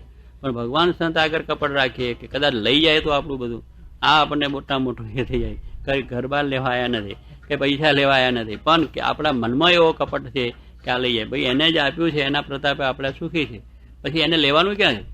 આ દુનિયા એને બનાવી છે, સોનાના પર્વત એને બનાવે છે, સોનાની ખાનો એને બનાવી છે, હીરામાં અને દરિયામાં એને બનાવ્યા છે. એને ક્યાં જરૂર છે? એને તો બધું ભગવાનની પોતાના પ્રતાપે થઈ શકે એવું છે, પણ છતાં આપણા મનમાં એવું કપટ રહી જાય છે અને એને કરીને આપણે જેવો છે એવું એને વિશે ભાવ થતો નથી અને રાજીપો થતો નથી. એટલે આપણા સંસ્કાર પછી એની અંદર ચડતા નથી. એટલે રાજીપો થવા માટે પહેલાં પેલું નિષ્કપટ, કોઈ પ્રકારનું કપટ રાખવું નહીં. અને કામ, ક્રોધ, લોભ, મોહ, મદ, મત્સર, આશા, તૃષ્ણા, અહંકાર અને ઈર્ષા એ સર્વનો ત્યાગ કરે. આ બધાનો ત્યાગ કરે. કામ, ક્રોધ, લોભ, રસાસ્વાસ ને માન, આ બધી વસ્તુ આપણને જે છે એ પણ મોટા પુરુષ આગળ ન રાખવી. કારણ કે સાપ છે બધે આંકો ચૂકો ચાલે, પણ ધર્મ સીધો ચાલવો જોઈએ. ધર્મ જો સીધો ના ચાલે તો ઘસાય તો કેળો છોલાઈ જાય તો કીડીઓ વર્ગ અને સાફ કરી નાખે. એટલે ભગવાનને મોટા પુરુષ આગળ કોઈ પ્રકારનું માન ન રાખવું, કે ક્રોધ ન કરવો, ઈર્ષા ન કરવી, કાંઈ નહીં. ત્યાં બરોબર સીધા હશું તો બધે સીધું થઈ જશે, પણ બધે સીધા નહીં વાંકાશું તો બધે વાંકું થવાનું છે. એટલે એક પુરુષને રાજી કરીએ તો આખી દુનિયા રાજી થવાની, પણ બધા આગળ રાજી કરવા આખી દુનિયા તમે રાજી કરો, પણ જેને રાજી કરવાના એ રાજી ન કર્યા પછી શું થયું? નકામું થયું ને. એટલે મહારાજ કહે છે કે એની આગળ આપણે આવા કોઈ પણ ભાવ રાખવા નહીં. એની આગળ તો સર્વ પ્રકાર આજ જોડવા, એક પ્રમાણે માને નહીં, ઈર્ષાય નહીં, છળ નહીં, કપટ નહીં, કાંઈ નહીં. એની સાથે તો સર્વ પ્રકારે આ દોષોથી રહિત થઈએ એટલે એનો રાજીપો આપણે થઈ જાય. પણ એની સાથે માન રાખીએ, ક્રોધ થાય, ઈર્ષા થાય, માન બધું અંદર આવ્યા કરે, એના વિશે આપણા દોષ દેખાય કે આપણામાં ક્રોધ છે, એમાંય ક્રોધ છે, આપણામાં કામનોય કામ છે, એમાં ઈર્ષા છે, આપણામાં ઈર્ષા, એમાં ઈર્ષા છે. આવું બધું આપણે જોયા કરીએ તો શું કે આપણો આ શુદ્ધ થાય નહીં, આપણા દોષો નીકળે નહીં. એને નિર્દોષ જાણો તો સર્વ પ્રકારે દોષ થઈ જાય. મન કર વચને એની સેવા કરી નિર્દોષ ભાવે તો આપણું કામ શુદ્ધ થઈ જાય. એટલે આ દોષો છે તે પણ કાઢવા. અને સંતનો ગુલામ થઈને રહે. હા, ગુલામ થઈ જવું પડે. આ મોટી વાત આવી ચરંજન, ગુલામ થવાની વાત આવી. આપણે બૈરા છોકરાને તો ગુલામ છીએ જ, ત્યાં થવામાં કોઈ વાંધો નહીં. બૈરા કે છે આમ બેસો તો આમ, આમ ઉભા રહ્યો તો આમ, નહીં આમ નથી કરવાનું, ચાલો આમ નથી, ચાલો સિનેમામાં જતો, ચાલો જઈએ. એટલે સ્વામી કહે છે આમ બધા આપણે ગુલામી કરીએ છીએ. દાદા ખાચર મહારાજ ત્યાં બેઠા હતા, પછી બધા દરબારો બેઠા હતા અને બધા મહારાજ સભામાં બેઠા હતા. પછી મહારાજ સહેજે કહ્યું કે પેલા સુરા ખાચર, અલયા ખાચર બધા પાઘડા મૂકીને બધા દરબારો મોટા બેઠા, કે આ દાદા ખાચરના કોઈ ગુલા થશો? એટલે કે ના મહારાજ, અમે એના ગુલા તો થતા છીએ. એ બધી દાદો કોણ, અમે તમારા ગુલા થઈએ. તમે કહો તમારા ગુલા હા, તમે કહો એ પ્રમાણે કરી. ગુલા એટલે નોકર, જેને આપણે કહે છે ગુલા એટલે નોકર. નોકર એને જેમ આજ્ઞા કરે એમ કરવાનું. નોકરને બીજું કંઈ નહીં, બોલવાનું નહીં, ચાલવાનું નહીં, જેમ આમ કહેતા આમ કહેતા આમ. ગુલામી જેને કહે, પહેલાં ગુલામી પ્રથા હતી ને આપણે, ગુલામી એટલે વેચ્યો વેચાય. જેમ ઢોરને વેચે ને એમ એને માણસને વેચવાનો હતો ને. પહેલાં ગુલામીની ધંધામાં એવું બધું હતું. એટલે એ પ્રમાણે વેચ્યો એટલે એને પેલા માણસને વેચે, એટલે માણસ જે કામ બતાવે બધું જ એને કરવાનું. એમાં પછી એને ના પડે કે આ મારાથી નહીં થાય એમ તેમ. આ ગુલામની વસ્તુ છે, એમ ગુલામીની વસ્તુ. એમ અહીંયા મારે કે એનો ગુલામ થવાની વાત આવી. દાદા ખાચરના ગુલામ કે અમે મારા થઈએ, તમારા ગુલામ થઈએ, તમે કેમ કરીએ કદાચ, એમાં કંઈ વાંધો નહીં. દાદો કોણ, અમારે કાલ હવાર હરખા ભાવ ના હોય ને. દાદા ખાચર ભક્ત હતા. પછી પર્વતભાઈને પૂછ્યું, પર્વતભાઈ તમે આ દાદા ખાચરના ગુલા થયો? મારે કે હા, એમાં શું વાંધો? ગુલા દાદા ખાચરના ભગવાનના ભક્ત, તમારા ખાસ અનન્ય ભક્ત છે, એની ગુલામી કરવા અમને કંઈ વાંધો નથી. કારણ કે અમે બૈરા છોકરાના ગુલામ તો છે જ ને. શેઠ સૌકાર નોકર બધા રાજાના નોકર જ ને ગુલામ જ છે ને. એ કેમ કરીએ જ છે ને અમે. આ બધાના જ્યારે અમે ગુલામ છીએ ત્યારે આવા ભગવાનના ભક્તના ગુલામ થવાનો અધો શું છે? એમ કરીને રાજી. મારે કે બહુ સારું ચાલતું. પર્વતભાઈ જો કહેવાનું છે, એને એવો મહિમા હતો કે ભગવાનના ભક્તના ગુલામ થવામાં અધો શું છે? ત્યારે એમ સ્વાય કે તો એનો ગુલામ થઈને રહે. સંતનો ગુલામ થવાની વાત આવી કે જો એનો ગુલામ થાય એટલે જેમ કેમ કરવાનું. એનો અર્થ એટલો છે કે જેમ કેમ કરવાનું, બીજી વાત નહીં, એમાં બીજો કોઈ સંશય નહીં. તો આપણું કાર્ય સિદ્ધ થાય, તો આપણને અંતર ખુલ્લું થઈ જાય અને સુખ્યા થઈ જાય. એટલે મારે કંઈક તો આ પ્રમાણે પોતે ગુલામ, સંતનો ગુલામ થઈને રહે, નિષ્કપટ ભાવે વર્તે. અને બીજું આવ્યું સંતનો ગુલામ થઈને રહે અને પોતાના અંતરના ભાવો બધા કાઢે. ને અંતરમાં માન ટળે ભાવે રહે. માન ટળે જ ભાવે રહે હંમેશા. સંતની આગળ કોઈ માન નહીં કે હું મોટો છું, પંડિત છું, પૈસાવાળો છું, ડાયો છું, હોશિયાર છું, આ છે તે છે. એ આગળ તો કાંઈ સમજતો નથી એમ સમજીને જ કરું કે આપણે ભણવા માટે, બ્રહ્મ વિદ્યા ભણવા માટે. પછી આપણી વિદ્યા અહીંયા શું કામ આવશે? આપણું ડાપણ શું, આપણી બુદ્ધિ શું કામ? કાંઈ જ નથી આવવાની. એટલે અહીંયા આગળ તો એકદમ હાથ જોડી અને આપણે કામ લેવું જોઈએ. તો શું કે માન ટળે ભાવ એટલે કોઈ પ્રકારનું માન રાખવું નહીં. પણ દેહ કરીને સર્વેને નમતો રહે. દેહ કરીને બધાને નમતો રહે, પોતામાં માન કોઈ પ્રકારનું ન રાખે અને દેહ કરીને સૌને નમે, સંતને નમે, સભામાં હરિભક્તો બીજા ત્યાં બધાને પોતે નમતા જ રહે. ઘણા ભક્તો આપણે જોઈએ, પર્વતો એવા જ ભક્ત હતા કે દરેકને નમે, નાના મોટા સંત હોય, હરિભક્તો હોય, બીજા હોય, સૌને દેહ નમતા રહે. અને મહારાજની પાસે કોઈ માન જ નહીં. હા, બિચારા એ પાછળ બે, આગળ બે, ગમે ત્યાં બે, ગમે ત્યાં પોતાનો નિર્વાહ કરી લે. પોતે સત્સંગમાં ગયા હોય સમૂહમાં ત્યારે પણ પોતે નાહી લે, ધોઈ લે, ખાઈ લે, ગમે ત્યાં. પણ એને એમ નહીં કે ચાલો મારે આવવું જોઈએ, કારણ સેવા બહુ કરતા હતા. પણ છતાં એમ નહીં કે ચાલો મને કેમ બરોબર રૂમ મળ્યો નહીં, કેમ મને ખાવાની વ્યવસ્થા સાચવી નહીં, કેમ ચા ના આપ્યો, આજે ના આપ્યો ને ચા આપણને ચિત્રને, એમ ના થવું જોઈએ. ચા કેમ ના આપ્યો એટલે અધિક થઈ ગઈ. બસ તારે એટલું માન માની લેવું એટલે વાંધો નહીં.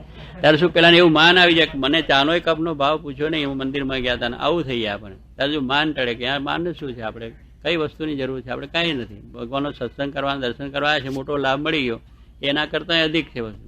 ત્યારે શું કે એમ દરેકને માન ટળતા કહેવાનું. એવા ભક્તો આપણે જોયા છે ઘણા. મારે એક મનુભાઈ છે, અત્યારે તમે જુઓ તો હા એમ ટેલિયા બ્રાહ્મણ જેવા લાગે, પણ લાખો રૂપિયાની સેવા કરે. અને જ્ઞાન પણ એવું સચોટ જબરદસ્ત. જ્યાંથી સત્સંગ થયો, મને ભાઈ નાનાભાઈ ભટ્ટ, આપણે તમે જાણો બધા સત્સંગમાં બહુ મોટા આગેવાન હરિભક્ત હતા અને ધામમાં અમને ગયા. એમના થકી સત્સંગ થયો. શાસ્ત્રીમાની સુવર્ણ જયંતિ જ્યારે ઉજવાઈ તે વખતે એમને સત્સંગ થયો અને એ સત્સંગ કરાયો મણિભાઈ પણ શીર સાટે કે એ મનુભાઈને સત્સંગ એટલે એના ચુસ્ત સહી અને એ પોતે સહી. એમાંથી આ સ્વામિનારાયણ થયેલા અને 85 રૂપિયા તે વખત સૌ સેવા લખતા. શાસ્ત્રીમાને 85 વર્ષ થયા એટલે આ પ્રમાણે મનુભાઈને ઉમંગ આવી ગયો કે ભાઈ આપણા એટલી સેવા લખી એટલે મનુભાઈ તો નવો સત્સંગ કરીને મારે કરવી સેવા. એમના બાળાને બધાને ખબર પડી ગઈ કે આ મારો છોકરો બગાડ્યો મણિભાઈ. એટલે અને હાડા બાળા મોટા 5 હાથ પુરાણ લાંબા હતા, બધા છરા લઈને ફરે, મણિભાઈ મારી નાખવા.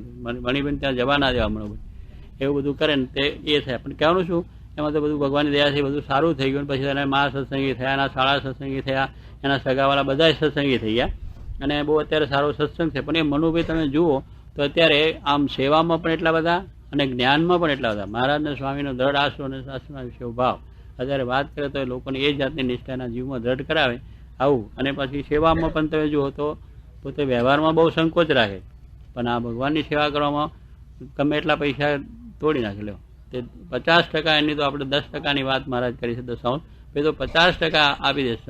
અને સારામાં સારી વસ્તુ ઘરે ના રાખે, મંદિરમાં જોઈએ. એક વખત બળદ સારો પોતે આવ્યો તો કે આવો બળદ આપણે ઘરે ના જોઈએ, મંદિરમાં જોઈએ. તો એટલા દર મંદિરમાં આપી આવ્યા, સારામાં સારો બળદ આવ્યો છે. પછી ડમણિયું એક સારું બન્યું તો કે આવું ડમણિયું આપણે નહીં, આપણે સારું મંદિરમાં આવો. ડમણિયું મંદિરમાં, એટલે કહેવાનું આવા શુભ વિચારો, આવા નિષ્ઠા. પણ મંદિરમાં આવે ત્યારે કોઈ સગવડની વાત ના કરે કે માન નહીં કોઈ જાતનું, કે આપણે આવી સેવા કરીએ છીએ એટલે આપણે આગળ બેસવું, આપણને આગળ બોલાવે, આગળ આપણી વ્યવસ્થા કરે, આપણે માટે જમવાની રમવાની કશું જ નહીં. જેમ હવની રીત બધા જેમ હજારો માણસો આવતા ને બેસતા કરતા એવો લાભ લે. હજુ કોઈ પ્રકારનું માન નહીં, માન ટળે ભાવે રે અને સર્વને નમતા રહે. પાછા દરેક હરિભક્તોને પગે લાગે, દરેક હરિભક્તોને પગે લાગે. અને ગમે ત્યાં પાછળ બેસવાનું મળે પાછળ બેન, આગળ બેસવાનું મળે, ગમે ત્યાં બેસી લે, એવો એનો સ્વભાવ. જમવામાં પણ જ્યાં જગ્યા મળે જમી લે. પણ કોઈ દિવસ એને વિચાર ના થાય કે મને કેમ પૂછ્યું નહીં, મને કેમ આ ખબર ના રાખી. આવા ભક્તો છે. એવા અમારા રામજીભાઈ છે મોજીદરમાં, એ પણ એવા ભક્તો.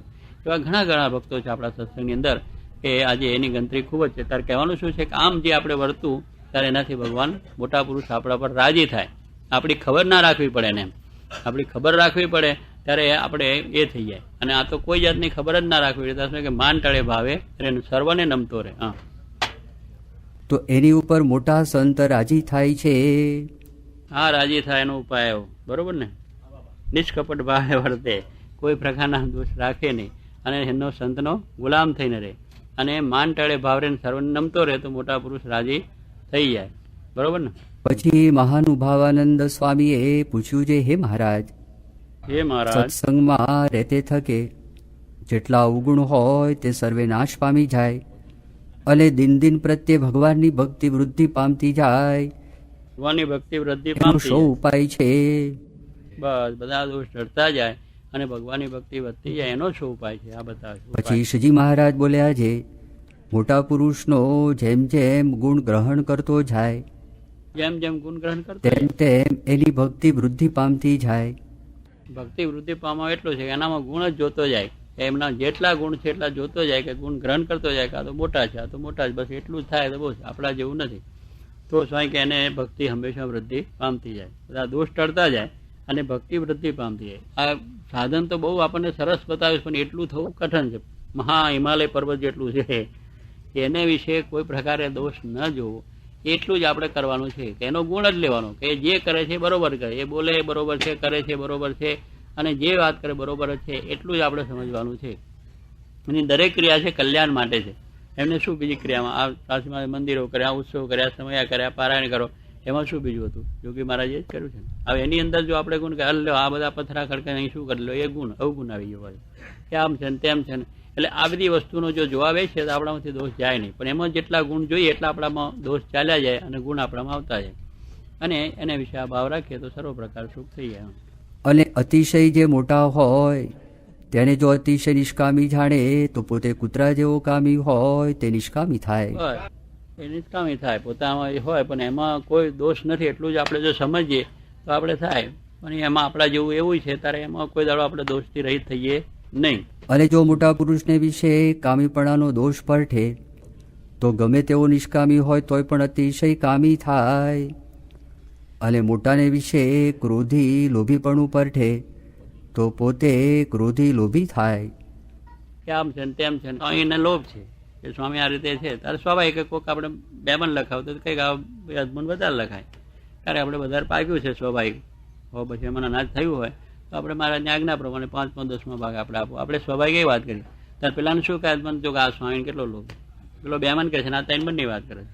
હસબન્ડ વધારે મન વધારે પણ હવે એને બેમન બસેમન પાક્યું છે એનો વિચાર ના કરે પણ એવી વાત કરી લો તો સ્વામી કહે છે એને વિશે પછી એવો કોઈ ભાવ બીજો થાય નહીં. એટલે સ્વામીને કંઈ લોભ નથી, સ્વામીને કંઈ એનો ઓછું, એ તો ભગવાનના મંદિરમાં જઈને સદાવ્રત હજારો માણસ આવે એને જમવાને માટેની વાત. અને આપણે ભગવાનની આજ્ઞા છે કે 10મો 20મો ભાગ આપણે કાઢવો એટલી જ વસ્તુ. એટલી જ આજ્ઞા પ્રમાણે જ વાત કરતા હોય, એથી કંઈ બારું કરવા ના હોય. પણ છતાં પેલાને એમ લાગે પોતાને પ્રકૃતિ લોભની છે, એટલે સાહેબ જો આમને પણ લોભ, અને આ રીતે થઈ ગયું. પછી સ્વામી તો ધામમાં પધારી ગયા શાસ્ત્રી મહારાજ. પછી યોગી મહારાજને ટાણે, એટલે યોગી મહારાજ બહુ સારા સાધુ, અને આ શાસ્ત્રી મહારાજને બધો લોભ છે એમ એમને મનમાં ખરું. પછી યોગી મહારાજ ધામમાં ગયા, પછી કહેવું પડે યોગી મહારાજ પછી કે આપણે ધર્માદો કરવો છે, આ છે તે છે. તક આવું જોગી બગડી ગયા. જોગી બગડી ગયા, કારણ પોતાનો લોભ છે એની ખબર ના પડી. જોગી કઈ નથી બગડ્યા, જોગી એના એ જ છે, પહેલા હતા એ જ જોગી, જોગીમાં કઈ ફેરફાર થયો નથી. પણ કહેવાનું શું છે કે પોતામાં પેલો લોભનો ભાવ છે તો જોગી બગડી ગયા, પછી એમ થઈ જાય લો કોણ. અને એટલે એમાં આ શાંતિ ના થાય, આ સુખ ના આવે. એટલે તો ભક્ત હોય એને તો શું કહ્યું કે ભગવાન સંતનો મહિમા જેમ કેમ કરવા જ મંડી પડે. ભગવાનને સંતની વિશે એને એવો ભાવ જ છે, એટલે એ તો થઈ જાય એને એને વિશે ભાવ, એટલે કહ્યું એ પ્રકૃતિ જાય નહીં. અને જો મોટા પુરુષને અતિશય નિષ્કામી, નિર્લોભી, નિસ્વાદી, નિર્માની, નિસ્નેહી સમજે તો પોતે પણ એ સર્વ વિકારથી રહિત થઈ જાય અને પાકો હરિભક્ત થાય. પાકો હરિભક્ત થાય. લો તે પાકા હરિભક્તનું શું લક્ષણ છે? હવે પાકાનું હરિભક્તનું લક્ષણ આપણે પાકા કે કાચા? પાકા ને પાકા થવાનું. હા, પછી કાચો ના રહી જાવ. હા, જો અંગે કાચો રહી જાય ને તો ગદા વાગી જાય. ભીમસેન પાંડવ કરો, ભીમસેન હતો ને અને દુર્યોધન હતો. એટલે દુર્યોધનને પછી એને પેલું યુદ્ધમાં જીતવું ને એને કંઈ થાય નહીં, એટલે એને માતાને કહ્યું મને તમે એવી દ્રષ્ટિ કરો કે મારું શરીર લોખંડનું બની જાય. મારું શરીર લોખંડનું બને એટલે મને ક્યાંય ઘાય ના વાગે, ગદાનું ના વાગે, તલવાનું ના કે બંદૂક ના વાગે, કશું એવું શરીર લોખંડનું બનાવી દઉં. ત્યારે ગંધારી હતી, એ એના પતિ હતા, એ ધૃતરાષ્ટ્ર આંધ્રા હતા. એટલે પ્રતિવત્તા સ્ત્રી હતી કે મારા પતિ અંધ છે, એટલે મારા પતિ સિવાય મારે બીજું કંઈ જોવું નહીં. એટલે આંખે પાટા હંમેશને માટે બાંધી રાખતી હતી કાયમ. ધૃતરાષ્ટ્ર અંધ ને એ પણ પોતે આંખે પાટા રાખે. એ આંધળા તો કે મારે જોવાનું હોય જ નહીં, એટલે એ પણ પાટા બાંધી રાખે. બસ પોતાના પતિ આગળ જાય ત્યારે જ પાટા છોડે, તે સિવાય બીજે ક્યાંય નહીં. એટલે એ પ્રમાણે પોતે હંમેશા રહેતા. એનાથી એના આંખની અંદર તમે જુઓ કોઈ પણ ઇન્દ્રિયનો તમને આમ પેલું હોય બીજું તો બીજું જ્ઞાન વધારે થાય. એટલે એ પ્રમાણે એને એ ઇન્દ્રિયનો સંયમ કર્યો, એટલે આંખની અંદર એવો પ્રભાવ આવી ગયો નથી. આપણે કેટલાક આંખની આમ ટાટા કરે છે, આંખું ઓલું લોખંડનું વરી જાય છે ને, એવા પણ કેટલાક પ્રયોગ આપણે જોઈએ છે કે આંખની ઉપર એટલો તો સંયમ મેળવ્યો હોય તો આંખ જોઈએ તો લોખંડ પણ વળી જાય. ઓલા એવું બધું થાય છે, ઇઝરાયલ છે. એટલે કહેવાનું શું છે કે એને એક શું એક સંયમ કર્યો છે આંખના, અને બરોબર એવો સંયમ કર્યો છે કે આંખની ઉપર જો બરોબર નિરીક્ષણથી જોઈએ તો પેલું લોખંડ આખું વળી જાય, એટલું બધું એનામાં શક્તિ આવી જાય. એમ આપણે પણ આ ઋષિમુનિઓ પહેલાં એ રીતે ઇન્દ્રિયોનો જે સંયમ કરેલો અને એના પ્રભાવથી જે આખું બધું કરી શકતા, એનું કારણ એ હતું કે એને ઇન્દ્રિયોનો સંયમ. એટલે આપણે ઇન્દ્રિયોનો સંયમ કરવાનો એટલા માટે કહ્યું. આપણે ઇન્દ્રિયોનો પ્રવાહ વહેતો થાય પછી શક્તિ ખલાસ થઈ જાય, પછી તમને શું થાય? ખોટા વિચારો જ આવે, બીજું કંઈ આવે. ઇન્દ્રિયો જે જોવાની છે જે રીતે ન જોવાનું તમે એમ જોયા જ કરો, નકામું ગમે તેવું જો કરો, એટલે એનો પ્રવાહ નીકળી ગયો, એટલે શિથિલ આવી ગઈ. માનને તમે ગમે તે વાતો સાંભળ્યા કરો એનાથી એ શિથિલ થઈ જાય. પણ એને સંયમ રાખો કે બસ ભગવાનની કથા સિવાય બીજું કંઈ સાંભળવું નથી, તો એની અંદર તમને સંયમ આવશે, એનાથી તેજ વધશે. એમ આંખનું પણ તેજ રીતે જોવાથી ભગવાનના દર્શન, બીજા તમે પ્રવાહ બંધ કરી દો તો થઈ જાય. એમ આ ગંધારી એ રીતે કરેલું. પછી દુર્યોધનને કહ્યું તું સવારે હું ત્યાં આવજે, પણ તું કેવો કે કોઈ જાતનું વસ્ત્ર અંગ ઉપર રાખીશ નહીં, વસ્ત્ર રહિત ન તું આવજે, અને હું પાટા ખોલીશ ને તારું અંગ સારું થઈ જશે. એ પ્રમાણે કહ્યું. હવે અહીંયા આગળ ભગવાન કૃષ્ણ પરમાત્માએ જાણ્યું કે જો આ લોખંડનો થશે તો આ તો મરશે જ નહીં, અને આ દુનિયાના ભારરૂપ છે, લોકોને હેરાન ને કર માટે એને આમ કરવું. ભગવાને જાણ્યું કે હવે એનો ઉપાય તો કરવો જ પડશે. એટલે તરત જ વચમાં એ જવાનો રસ્તો હતો, એના વચમાં બગીચામાં ફૂલ બધા તૈયાર કરી એનો હાર બનાવી, આવો ટંગીઓ બનાવી અને બેઠા વનમાળીનું રૂપ, એટલે પેલું માળીનું રૂપ લઈને. પછી દુર્યોધન એકદમ જતો હતો. એટલે ક્યાં જાવ છું કે મારી માતા પાસે. અરે માતા પાસે આવા ઉગાડા જવાતું છે? વસ્ત્ર પહેર્યા છે માતા પાસે જવાય નહીં કે, માટે કંઈક એને અંગ ઢાંકવું પડે. તો કે શું કરું કે જો આ તને મેં ટંગીઓ બનાવી છે ને અને અંદરવેલ તમે બનાવશો ને એવી રીતે એક બનાવી દીધી. એને કહે તું પહેરી લે, બસ એટલું પહેર, બાકીનું બધું ભલે ઉગાડું રહ્યું. એટલે પહેરીને પછી ગયો. અંદર એ પાટા છોડ્યા અને આવ્યો તો પાટા છોડ આમ જોયું, એટલે આખું શરીર તો લોખંડનું થઈ ગયું. પણ આ શું ટંગ્યો શેનો છે? અંડરવેલ હતા કે હમનો વચમાં એક માળી મળ્યો હતો, એને કહ્યું આ ફૂલ પહેરીને જવું પડે માતા પાસે ઉગાડ. કે જા એટલો કાચો રહી ગયો, એટલું અંગ તારું કાચું રહી ગયું. ત્યાં ગદા માર છે કે કાંઈ વાગશે હથિયાર તો તારું મૃત્યુ થશે, બાકી બધે અંગે તું એ થઈ ગયો. પણ કોણ હતું? માળી નહીં પણ વનમાળી. એ ભગવાન છે એમ સમજી લે, આ તારું મૃત્યુ એની પાસે છે. એટલે કહેવાનું શું છે કે એટલે અંગે કાચો હતો, એટલે ભગવાને એને પછી ભીમને બેને સામ સામે ગદા યુદ્ધ હતું એમાં ભગવાને કહ્યું કે એને બરાબર જાંઘમાં લગાવજે, ત્યાં કાચો છે, બાકી તો બીજે ગદાઓ મારે છે, તારી ગદાઓ તૂટશે પણ એ નહીં તૂટે. એટલે બરાબર ત્યાં પછી યુદ્ધમાં માર્યો એટલે એ મરી ગયો. અને કહેવાનું શું છે કે આમ અંગે કાચા હોય ત્યાં સુધી આપણને આ સત્સંગનું સુખ આવે નહીં, પણ આપણે પણ પાકા જ થવું, ક્યાંય અંગ કાચું રહી જાય નહીં. જેમ પેલો એ પોતે રંગીઓ પહેરીને ગયો એટલું ભગવાનની સાથે, મોટા પુરુષની સાથે કપટ રહ્યું એની મા સાથે, તો એ લોખંડનો ન બની ગયો. એમ ભગવાન સંતના સાથે પણ જો આપણે એવી રીતે રહીએ તો આપણા ભાવો કોઈ દિવસ ટળે નહીં. પાકા હરિભક્તનું શું લક્ષણ છે? આ પાકાનું લક્ષણ શું છે સમજાવે છે. આપણે પાકા કહીએ કે અમે પાકા, પણ પાકાનું લક્ષણ શું? તો સારા જે શબ્દ, સ્પર્શ, રૂપ, રસ અને ગંધ એ પંચ વિષય તેનો જેમ દુઃખદાયક વસ્તુનો સહેજે અભાવ રહે છે તેમ જેને સહેજે અભાવ રહે છે. બસ જેમ દુઃખદાયક વસ્તુઓ, જેમ પદાર્થો છે એનો આપણે અભાવ રહે છે. વિષ્ઠા છે, ઝૂંપડું છે, નાની ગટરનો પાણી છે, બીજું તેમાં આપણને અભાવ રહે ને કે ત્યાં કંઈ બેસવું ગમે નહીં, ગંદવાળ હોય ત્યાં બેસવું ગમે નહીં. એવું નાનું ઝૂંપડું ગંદવાળવાળું હોય ત્યાં રહ્યું હોય તો ગમે નહીં. પણ બંગલો હોય, સારું હોય, દરિયાકાંઠ હોય, બધી વધારે મજા આવે. પછી સારો બગીચો હોય, ચારે બાજુ ઝાડ બાર, બહુ સારું લાગે. પણ એ શું કે એનો અભાવ રહે. પેલા જેમ ખરાબ છે એનું જેમ રહે એમ સારા વસ્તુનું પણ વસ્ત્ર ફાટલા તૂટલો એમાં અભાવ રહે. સારામાં સારા તો ફસતા જરા ચડાવી દે 2-4, પણ પેલાને એમ બધું હરખું લાગે કે આમાં જેવું છે આમાં છે, એમ મનમાં રહ્યા કરે. એટલે જેમ શું કે નરસા પદાર્થોને જેમાં રૂચિ રહે છે એમ સારું મળે તો એને અરુચિ જ રહે, એને એમ ભોગવાની ઈચ્છા ના થાય. જે છે બંગલામાં તો રહીએ ખરા, પણ એને વિશે એમ ના થાય કે આપણે આ જ વસ્તુ સર્વસ્વ છે એમ માનીને એની અંદર રુચિ ન થાય ને. એમ રહેવાની દ્રષ્ટિ છે રહેવાનું છે, પણ એની અંદર પોતાને માલ ન મનાઈ જાય, જેને કહીએ છીએ ભગવાનને સંથી અધિક વસ્તુ ન થઈ જાય એ રીતે રહે. અને એક પરમેશ્વરના સ્વરૂપને વિશે અચળ નિષ્ઠા વર્તે છે. બીજી વસ્તુ કે આ પંચ વિષયનો અભાવ વર્તે, સારા પંચ વિષય કે નરસા બે સરખા એને લાગે, એમાં કોઈ દિવસ બંધન ના થાય ને એ રીતે રહે.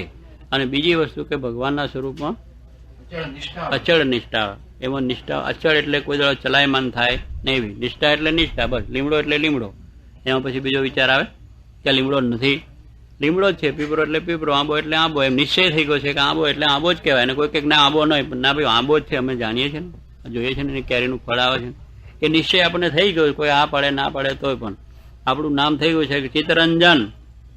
તો ખલાસ આટલા બધા બેઠા છે ને ચિત્તરંજન, તો તરત જ એ જ ઉભા થાય કે મારું નામ જ ચિંતરંજન. નિશ્ચય થઈ ગયો, મારા નામનો નિશ્ચય થઈ ગયો. લો એમ જાતનો થઈ ગયો પટેલ, તો કોઈ કહે છે પટેલ, તો એ ઉભા થાય. વાણિયા બ્રાહ્મણ, એમ નિશ્ચય થઈ ગયો છે ને કે હું વાઘું ને હું બ્રાહ્મણ, એમ નિશ્ચય થઈ ગયો, ડર થઈ ગયો. બરોબર. હે કાલે વધારે છે? હા, જેને પહેરેલો બ્રાહ્મણ. એટલે કહેવાનું એમ નિશ્ચય થઈ ગયો છે, એમાં કોઈ ફેરફાર થાય? ગમે તે કે ના તું ના બ્રાહ્મણ નહીં, તારું નામ વાઘું, ના મારું નામ વાઘુનું બ્રાહ્મણ જ ચૂલ્યો, એને દ્રઢ થઈ ગયું. એમ ભગવાન એટલે ભગવાન શ્રીજી મહારાજ સર્વોપરી સર્વાવતારી પુરુષોત્તમ ભગવાન અને એના સંત, એ નિશ્ચય આપણને દ્રઢ હોવો જ જોઈએ. બસ એમાં ફેરફાર જ ન થાય. કોઈ ગમે તે આપણને આવીને કહે, કોઈ ગમે તે સમજાવે, તો આપણી નાતનો અને જાતનો ફેરફાર આપણે થતો જ નથી, આપણા ગામનો નામનો ફેરફાર થતો નથી. એવી રીતે આપણે આ વસ્તુનો પણ ફેરફાર નહીં. એ ભગવાન એટલે ભગવાન જ. એમાં પછી ગમે એટલું ભલે આપણને ભાવ દેખાય, પછી આપણી દ્રષ્ટિનો ફેર છે, આપણી દ્રષ્ટિમાં વિકાર છે. કમળો છે એટલે પીળું દેખાય, બાકી એ તો સ્વચ્છ વસ્તુ છે. કમળો છે એટલે પીળું દેખાય, બાકી સ્વચ્છ વસ્તુ છે. ચશ્મા લાલ ચડાવો તો લાલ દેખાય, વસ્તુ દોરી છે. અને પીળા દેખાય તો પીળું દેખાય છે, લીલું હોય તો લીલું દેખાય. પણ ચશ્માનો રંગ બદલો એટલે બધું સારું થશે. પણ એમ સ્વાય કે આપણાની અંદરના ભાવો છે એટલે એમાં આપણે વિકાર બધા દેખાય છે, પણ ભગવાનમાં કોઈ વિકાર છે નહીં, સંતમાં કોઈ વિકાર છે નહીં. એટલે નિશ્ચય અડગ નિશ્ચય, દ્રઢ નિષ્ઠા. પાકો હરિભક્ત જાણવો.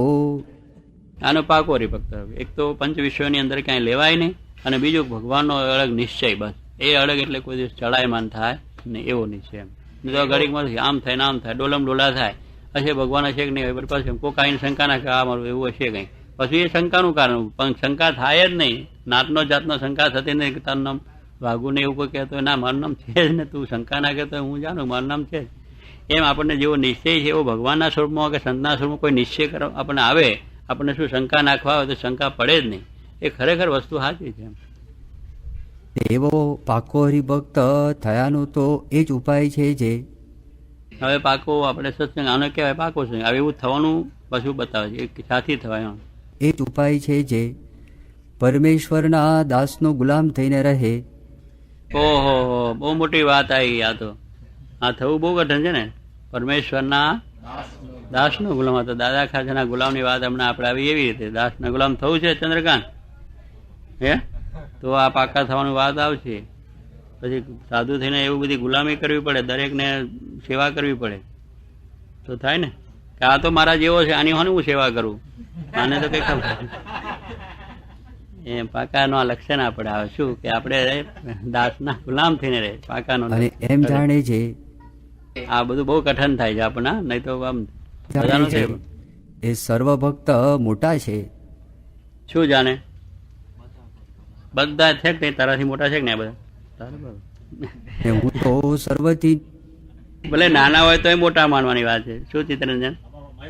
હા, તમારથી આ ચંદ્રકાંત નાનો છે પણ મોટો છે આપણાથી, એમ સમજ સમજાય છે તમને?